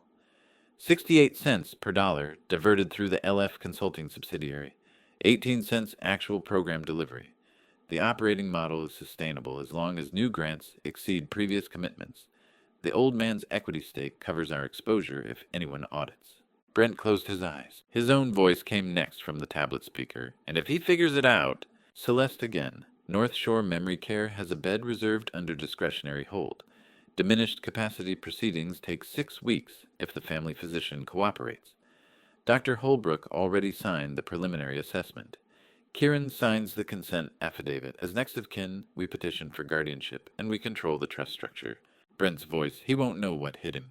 Silence on the recording. Then Kieran's footsteps. I'd listened to this recording 20 times, and I could still hear my grandson's heart breaking in the careful rhythm of his retreat. Frank Russo stopped playback. Recording authenticated by forensic audio specialist Rebecca Ming. November 21st. GPS data and metadata verification completed November 23rd. The Attorney General's office received a copy, December 1st. Brent's head sank into his hands. Not grief realization. His son had recorded the conversation. His 14-year-old son had stood in that parking garage and captured every word of the plan to institutionalize Leland and control his assets. Then walked away and given the evidence to the grandfather they'd planned to destroy. Kieran, Brent whispered into his palms, he gave you this. His shoulders began to shake. Laughter or despair, I couldn't tell. The trustees shifted uncomfortably. Harlan moved toward Brent, but Roland raised one hand. Wait. Brent's shoulders stopped shaking. He lifted his head, and I saw what the tremors had been. Not laughter, not quite tears, but the physical collapse of a man whose understanding of reality had just been dismantled piece by piece in front of witnesses. Silence can be louder than any accusation. The boardroom held that silence, like water, holds light, refracting it into every corner, until there was nowhere left to hide from what had been exposed. Roland stood. Take the time you need, he said to me, then gestured to the trustees. Margot Caldwell gathered her portfolio and paused beside Brent's chair. She looked down at him with something that might have been pity, or might have been the careful neutrality of someone who'd just watched a colleague self-destruct. Gregory Hartwell followed her toward the door without speaking. Frank Russo collected his tablet and evidence files into the leather portfolio with the methodical efficiency of someone who documented a dozen similar collapses and knew the progression by heart. Harlan touched my shoulder on his way past. "I'll be outside Lee." The door closed. Father and son alone in a room built for boardroom negotiations and quarterly earnings reports and the polite fiction that business is ever separate from the people who conduct it. "Brandon," I said, "look at me." He lifted his eyes. They were Ruth's eyes, the same gray-green that changed color depending on the light, the same shape, the genetic inheritance that made strangers say he looked like his mother, even when nothing else about him resembled her kindness. "I didn't come here to take anything from you," I said. "Then why—" His voice was raw. "Why humiliate me like this? You humiliated yourself, son." I just stopped pretending not to notice. Brent pushed back from the table, started to stand, then seemed to remember his legs might not hold him, and sat back down. "You let me pitch to you. You sat in that room and listened to me beg for money you could have given me any time, and you said nothing." "I wasn't in that room," I said. "Roland was. I was 30 feet away listening to you perform for an audience you thought didn't know who your father was or what you'd done to him. Do you know what that cost me?" "Your pride," Brent said bitterly. "My dignity," I corrected. On June 9th, I sat at table 18 while 250 people laughed at jokes about the foolish old man who didn't understand his own obsolescence. "You made me the punchline, Brandon. Not once, not in private. You did it in public at a gala in front of donors and trustees, and Kieran for 3 years running." Brent flinched. "Jokes at the expense of people who love us are never just jokes," I continued. "They're tests. You were testing whether I'd fight back, whether I had any power left, whether the world would let you get away with erasing me while I was still alive. And when nobody stopped you, you took that as permission to go further." I saw 4-year-old Brandon in The Broken Man across the table, same eyes, same stubborn jaw that jutted forward when he was caught doing something he knew was wrong, same reflex to deflect rather than admit. Different choices had shaped the child into this adult, but the architecture was still recognizable beneath the executive veneer. "Your son watched you make me a joke," I said quietly. "For 3 years, Kieran sat at those galas and heard you mock his grandfather. What do you think that taught him about loyalty, about dignity, about what kind of man dismisses his own father in front of strangers?" Brent's hands were shaking.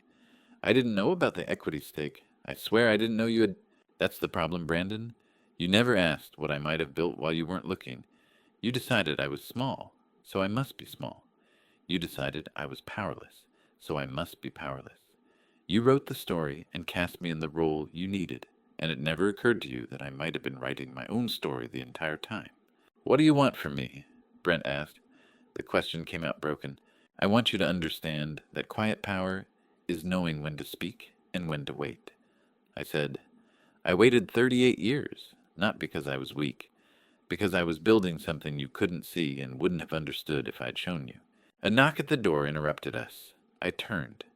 Father Mercier stood in the threshold, wearing the black cassock that made him look like a shadow Ruth had cast from 8 years beyond the grave. He was late 60s now, white hair thinning at the crown, the same priest who'd married us in 1979 and buried Ruth in 2021 and stood beside me at every sacrament in between. He held a thick cream-colored envelope in both hands. "Brandon," Father Mercier said softly, "your mother asked me to give you this when you were ready to listen." Brent stared at the envelope. "Mom knew she knew everything," I said. "Ruth called Harlan in 2001 and told him about the equity stake. She wrote that letter 3 months before she died and gave it to Father Mercier with instructions to deliver it after the reckoning when you were ready to hear her voice." Father Mercier crossed the room and placed the envelope on the table in front of Brent. Ruth's handwriting, careful, slanted slightly. Write the R in Ruth and the F in Frost, both capitalized the way she'd been taught in parochial school 70 years ago. The priest squeezed Brent's shoulder, once nodded to me, and left without another word. Brent touched the envelope but didn't open it.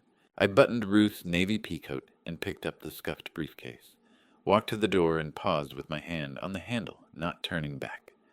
"Kieran loves you, Brandon. Don't waste what he tried to save. Dad, Brent said behind me. His voice cracked. I'm sorry. I know, I said. But sorry isn't the same as different. I walked out. Harlan was waiting in the hallway. Roland stood near the elevator with his hands in his pockets, watching me with the quiet assessment of someone who just witnessed something he couldn't quite name. The elevator doors opened. I stepped inside alone. The descent was silent. 22 floors of glass and steel and morning light catching the worn fabric of Ruth's peacoat. I watched Portland Harbor shrink below me, the docks where I'd worked for 40 years. The waterfront transformed into something I barely recognized, the city moving forward whether I kept pace or not. Somewhere above me, Brent held his dead mother's letter, unopened, while his father disappeared into traffic. I learned later that the wax seal cracked under Brent's thumb like a bone breaking. He sat alone in the emptied boardroom for 3 hours with Ruth's letter, while I drove home, and sat in my kitchen staring at the table where she used to sort the mail every morning, separating bills from catalogs, from the occasional handwritten note that still arrived in an age when most people had forgotten how stamps worked. Roland called me at 1:45. His voice was careful when he said Brent was still in the boardroom, and maybe I should come back. I found my son at 2 o'clock, with 6 pages of Ruth's handwriting scattered across the conference table and his face in his hands. The letter was dated March 2015, 3 weeks before she died, when her hands still worked well enough to hold a pen, but her body had already begun the quiet surrender that would take her before April ended. The pages were cream-colored stationery, her careful script, in blue ink, slightly faded at the edges. Brent looked up when I entered. His eyes were red. She knew, he said. Mom knew everything. I picked up the first page. Ruth's opening line read, Brandon, if you're reading this, your father finally had to show you who he really is. I need to tell you who I was before I understood him. Roland stood near the window, with Father Mercier and Harlan giving us space, but present as witnesses to whatever came next. I read standing up because sitting felt like a luxury I hadn't earned. Ruth's words moved across the page with the same measured cadence she'd used when explaining difficult things to Brent, when he was small, patient, unflinching, surgical in their precision. I was ashamed of your father's hands, she wrote. God forgive me. I wanted him polished. When we attended chamber dinners and he wore the same navy blazer he'd owned since 1982, I felt embarrassed. When he ordered beer instead of wine and couldn't pronounce the French names on expensive menus, I wondered why he wouldn't try harder to fit the rooms we entered. I'd never known she felt that way. Or maybe I had known, and we'd both agreed not to speak it aloud because naming shame gives it power neither of us wanted to hand over. It took me 20 years to understand, Ruth continued. He kept the money secret because he knew what it would do to us. To you. Wealth was the cage he escaped. He wouldn't let it trap his son. Every calloused hand, every worn coat, every time he said no to luxury he could afford. He was teaching you that a man's worth lives in what he builds, not what he buys. Brent made a sound halfway between a laugh and a sob. I turned to the final page. Ruth's handwriting was shakier here, written on a day when her strength was failing, but her clarity remained absolute. You measured him with money, Brandon, the one thing he refused to let define him. You spent your adult life dismissing the man who loved you enough to stay invisible so you'd never feel small beside his wealth. He loved you enough to let you think him powerless. You loved him so little you never looked. How many times had Brent corrected servers who brought me the wrong wine at dinners I hadn't wanted to attend, embarrassed by the father, who couldn't tell Pinot Noir from paint thinner and didn't care to learn? How many times had he apologized to colleagues for my appearance, my grammar, my refusal to perform sophistication I'd never possessed, and wouldn't fake if I could? Ruth's final paragraph cut deepest. Smart men learn from mistakes. Wise men learn when they break things they can't replace. Your father is giving you a choice, Brandon. Choose wisely. Choose differently. Choose like the man I raised you to be, not the man you've become. The letter ended with her signature, Ruth Elizabeth Frost, the middle name she never used except on legal documents and goodbye notes, as if formality granted weight to words that mattered most. Brent stood and crossed the room to the window, his back to all of us. His shoulders shook. I saw my son broken and felt no triumph, only the weight of Ruth's absence. Her voice still teaching both of us from 8 years beyond the grave, still correcting our course with the gentle precision of someone who'd spent 42 years loving men too stubborn to ask for help. She was right, I said. She was always right about you. Brent turned.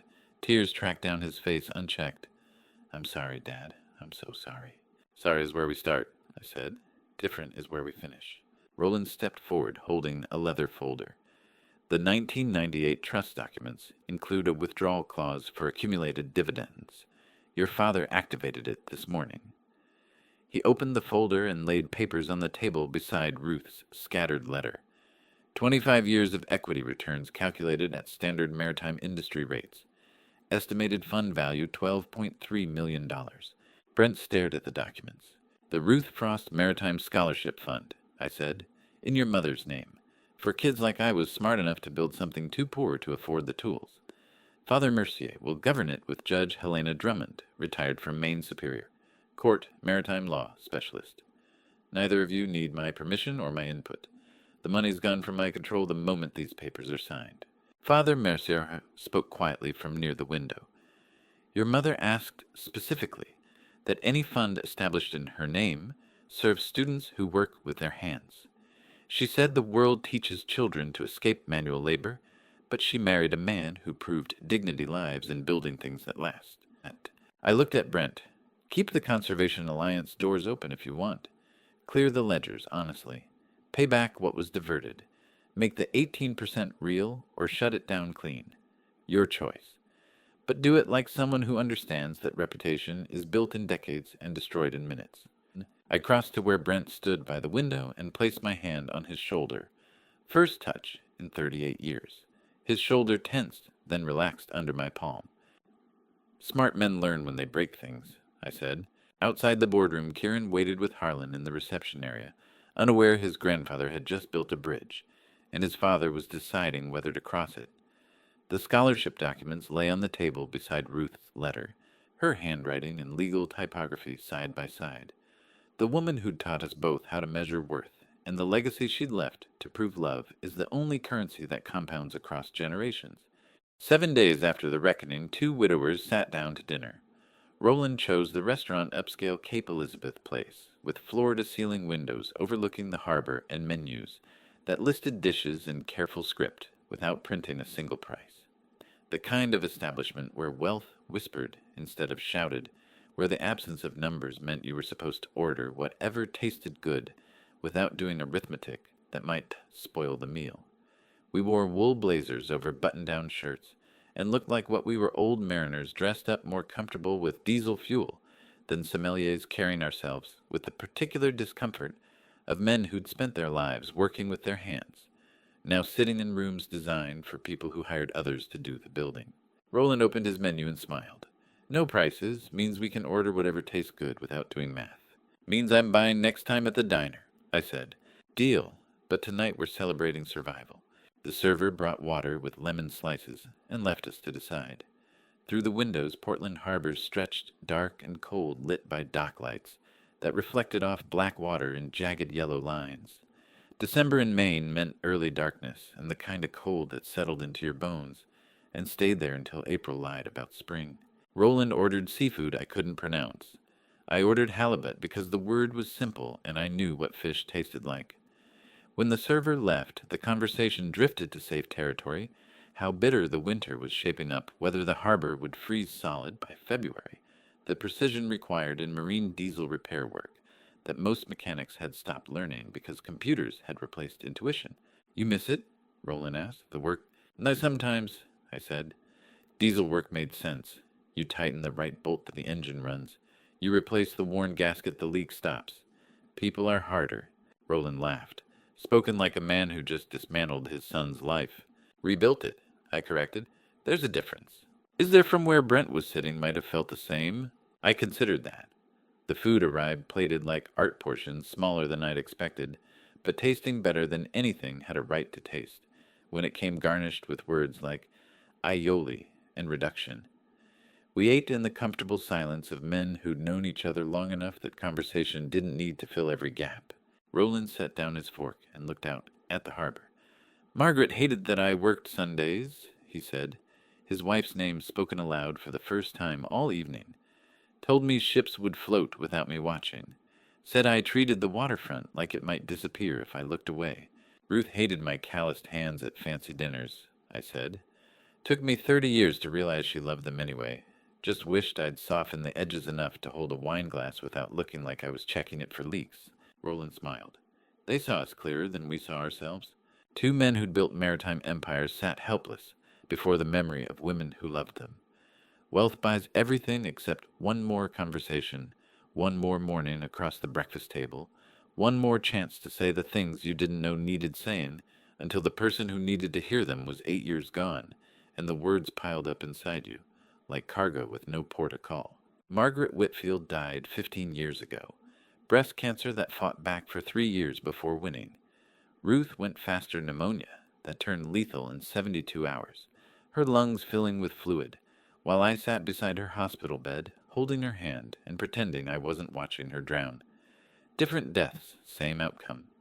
Two widowers eating expensive fish in a restaurant their wives would have loved carrying on because stopping never occurred to us as an option. Any regrets? Roland asked. About how it all resolved with Brent? I pushed food around my plate, considering the question honestly. Only that Ruth carried it alone for 22 years. The equity stake, the money, the secret. She knew from 2001 forward, and never told me she knew. Carried it like a stone in her pocket, thinking she was protecting me. I would have helped shoulder it if she'd asked. Roland nodded slowly.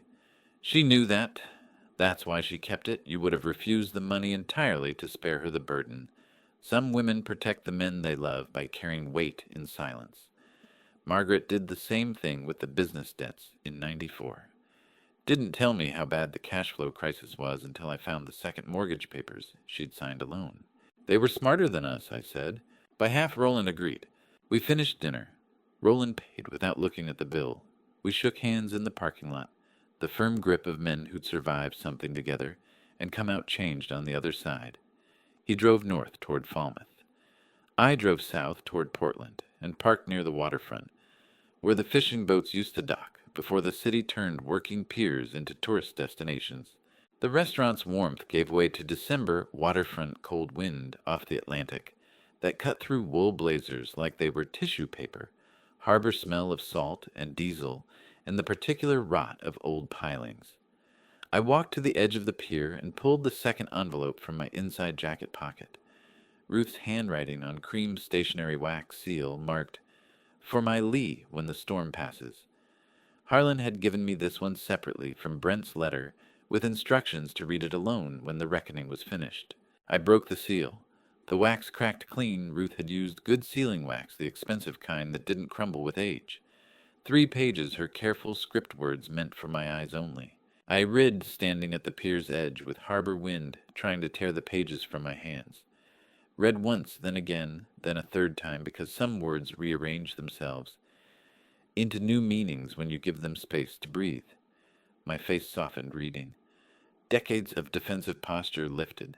I smiled genuine unguarded, the first real smile in weeks. "Si ami, smart woman?" I said to the empty harbor. "Smarter than me by half." I folded the letter with infinite care and placed it over my heart inside my jacket. Felt the paper's weight against my chest, warm from my body heat, carrying words that would never be spoken aloud to another living soul. "I love you too, Ruth," I whispered to the stars. "Always did, always will. I will never tell a soul what she wrote. Some things belong to 2 people only." The key turned in the workshop lock, like coming home after a long war. 12 days since I'd stood in this doorway, but the stretch of time felt longer, measured not in hours, but in the weight of everything that had broken and rebuilt between December 15th and December 27th.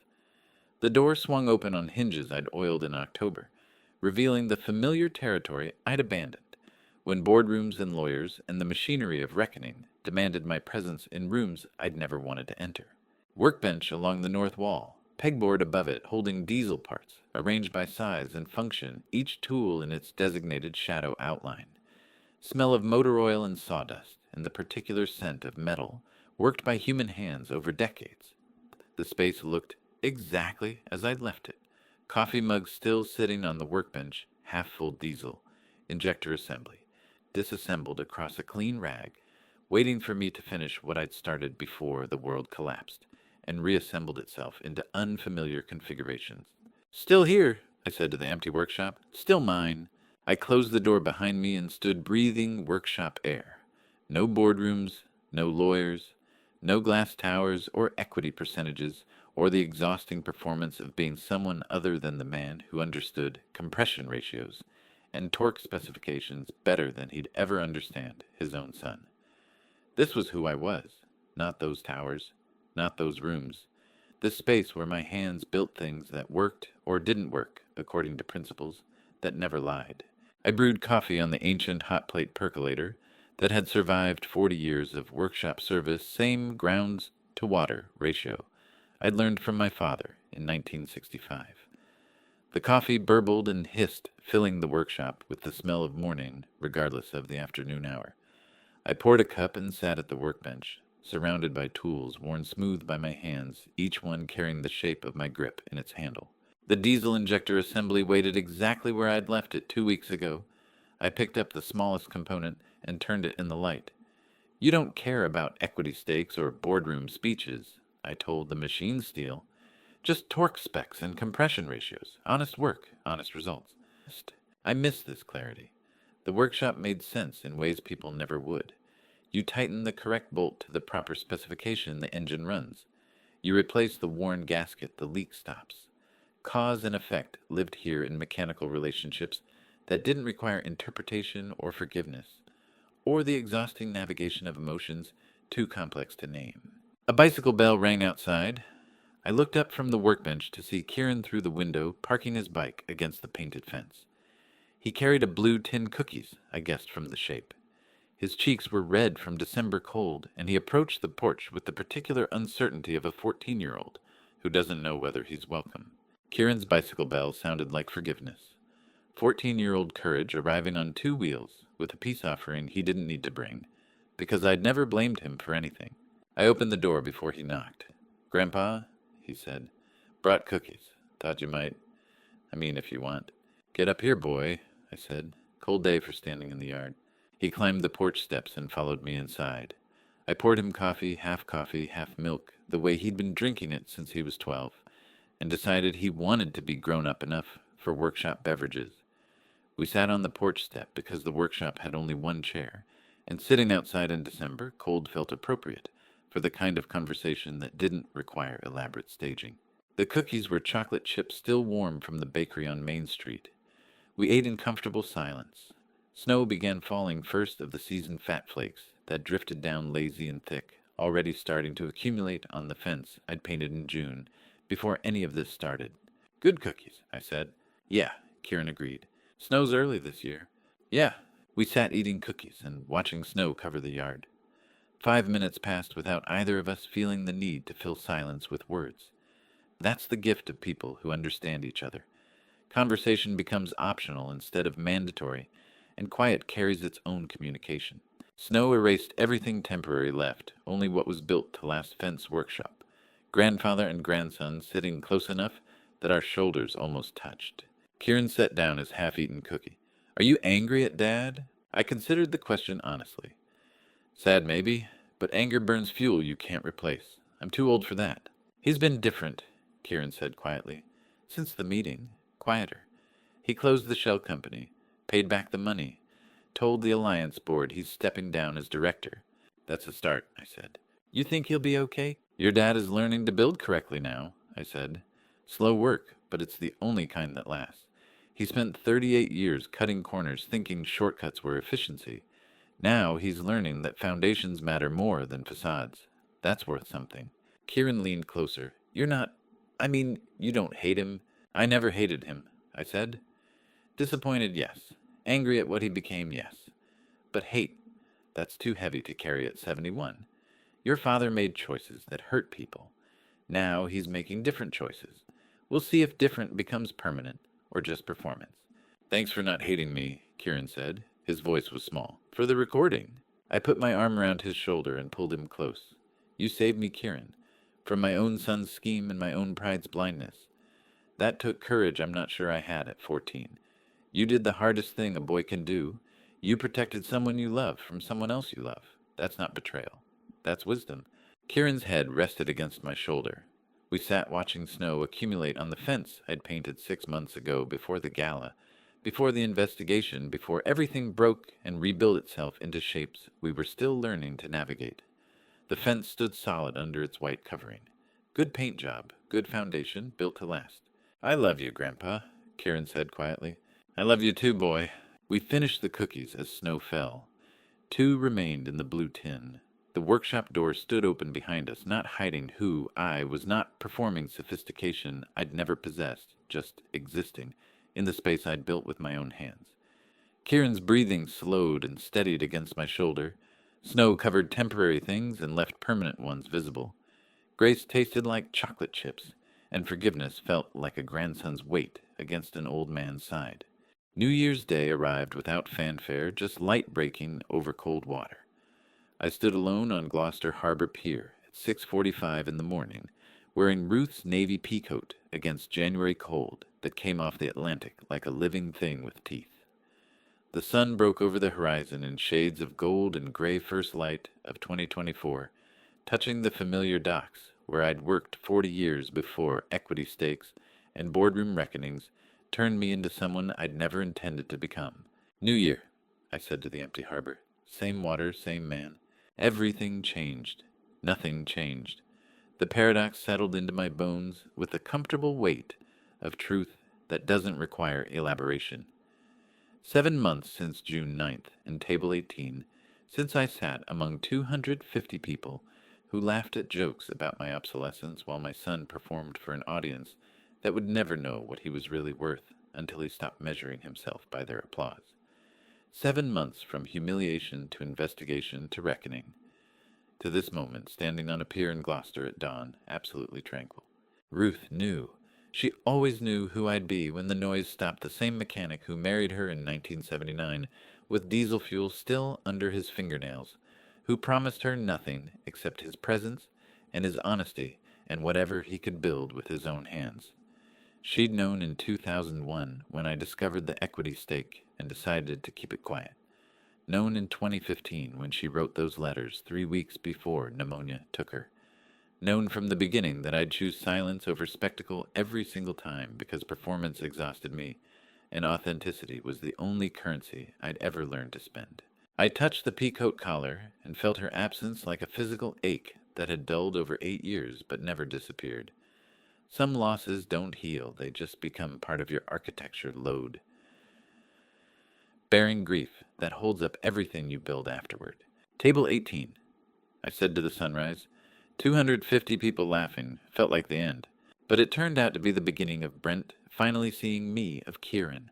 Finding courage I didn't know a 14-year-old could carry of Ruth's posthumous wisdom, reaching forward from 2015 to teach us both what she'd understood for decades.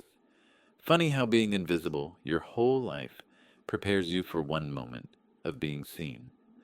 I'd spent 71 years practicing not to need recognition, which meant when recognition came in the form of a boardroom revelation, and my son's devastated face, I could receive it without letting it change who I was underneath. I buttoned the peacoat against wind that picked up as the sun climbed higher. Portland thrift shop, $2,495. Ruth haggled the shopkeeper down from $120 because she believed everything was negotiable except principles. The $95 peacoat versus the $95 million equity stake. One kept me warm through 20 winters, traveled through Harbor Club galas and Whitfield Maritime boardrooms, and returned to Gloucester exactly where it belonged. The other nearly froze my family solid before we learned how to thaw. This coat's worth more than any equity stake, I told the harbor. Kept me warm, reminded me who I am. She knew what mattered. Took me 71 years to catch up. What changed in 7 months, Brent knows now. Knows what I built while he wasn't looking. Knows what his mockery cost. Knows his son loved him enough to stop him from destroying both of us. He's learning to build correctly, close the shell. Company repaid. The diverted funds stepped down from the Conservation Alliance directorship. Slow work, the kind that happens in private without witnesses or applause. But it's the only kind that holds when weight gets applied. Kieran's safe. The recording that saved me came from a boy who chose his grandfather's dignity over his father's approval, which is the hardest math a child can do. He's 14 and already understands that love sometimes wears the costume of betrayal, when betrayal is the only tool sharp enough to cut someone free from their own worst choices. Ruth's name is on something that'll outlast me scholarship fund for kids, like I was smart enough to build, but too poor to afford the tools. $12.3 million governed by people I trust to spend it correctly. That money will teach diesel mechanics and marine electricians and welders for generations after I'm gone, which means Ruth's understanding of what matters will echo forward long after both of us are dust. And I'm still here, still the mechanic, still the quiet one who'd rather fix an engine than attend a gala, who measures success in torque specifications and compression ratios instead of stock portfolios and social standing. That's victory enough, identity intact, despite revelation, dignity surviving humiliation, the same calloused hands that worked Gloucester docks in 1975, still capable of honest labor in 2024. Ruth's absence still ached, but her peacoat on my shoulders felt like her arms around me 8 years gone, still guiding me home to the man she married, instead of the persona wealth could have turned me into. The sun was fully risen now, harbor waking around me, fishing boats preparing for day's work, gulls circling overhead, crying their eternal complaints about territory, and Scrap's cold Atlantic wind carrying salt smell and diesel fumes and the particular scent of a working waterfront that no amount of money could replicate or replace. I'd spent 40 years breathing this air before equity stakes complicated my tax returns. I'd spend whatever years remained breathing it afterward, because geography is identity when you let yourself sink roots deep enough. I thought about dignity, not the performance kind that requires expensive suits and correct wine knowledge, but the real kind that survives public humiliation and emerges intact on the other side. Quiet power is knowing when silence speaks louder than defense, when restraint demonstrates more strength than retaliation, when walking away from a fight proves you were never afraid of it in the first place. 40 years invisible taught me currency. No boardroom education could match. Ruth taught me that. Kieran reminded me. Brent's learning it now, slowly the way men learn anything worth knowing, through breaking things they can't replace and deciding whether to walk away from the pieces or rebuild them correctly this time. I turned from the harbor and started walking back toward the workshop. The sun warmed my back, Ruth's peacoat buttoned against the cold, my hands in my pockets carrying the particular ache that comes from 71 years of honest work. Absolute tranquility settled over me like first snow. People ask quiet men what we're thinking. The answer, everything. We just choose not to say it all aloud. And sometimes that silence is the only thing heavy enough to completely change the room. And to you listening to my story, remember, this quiet dignity outlasts loud performance every single time. I spent decades in visible thinking. Silence meant weakness. That was my mistake, not speaking up sooner, not confronting Brent before the humiliation became a pattern. I let family betrayal fester for years because I was afraid defending myself would look petty. Don't make my mistake. Quiet doesn't mean powerless. It means you're choosing your battles, carefully waiting for the moment. Your silence becomes louder than any defense. Here's what this journey taught me about family betrayal and revenge. Dignity isn't about what you say, it's about what you refuse to let define you. When family tries to humiliate you, your response reveals everything. I believe the Lord put me through this trial for a reason. Ruth understood that from the beginning. That patience of waiting years for the right moment is what separates vengeance from justice. True revenge against family betrayal isn't destruction. It's standing firm in who you are until they finally see you clearly. What would you have done in my position? Drop a comment and tell me. Would you have confronted your son sooner or waited for the perfect moment? Like I did, if this story moved you, please share it with someone who needs to hear that quiet strength wins in the end. And if you want more stories like this, subscribe to Dad's Sweet Revenge. This community matters. Thank you for staying until the very end. Your time means more to me than you know. One final note. While this story is based on real emotions and real lessons, Some details have been fictionalized for storytelling purposes. What's real is the message, and I hope it stays with you.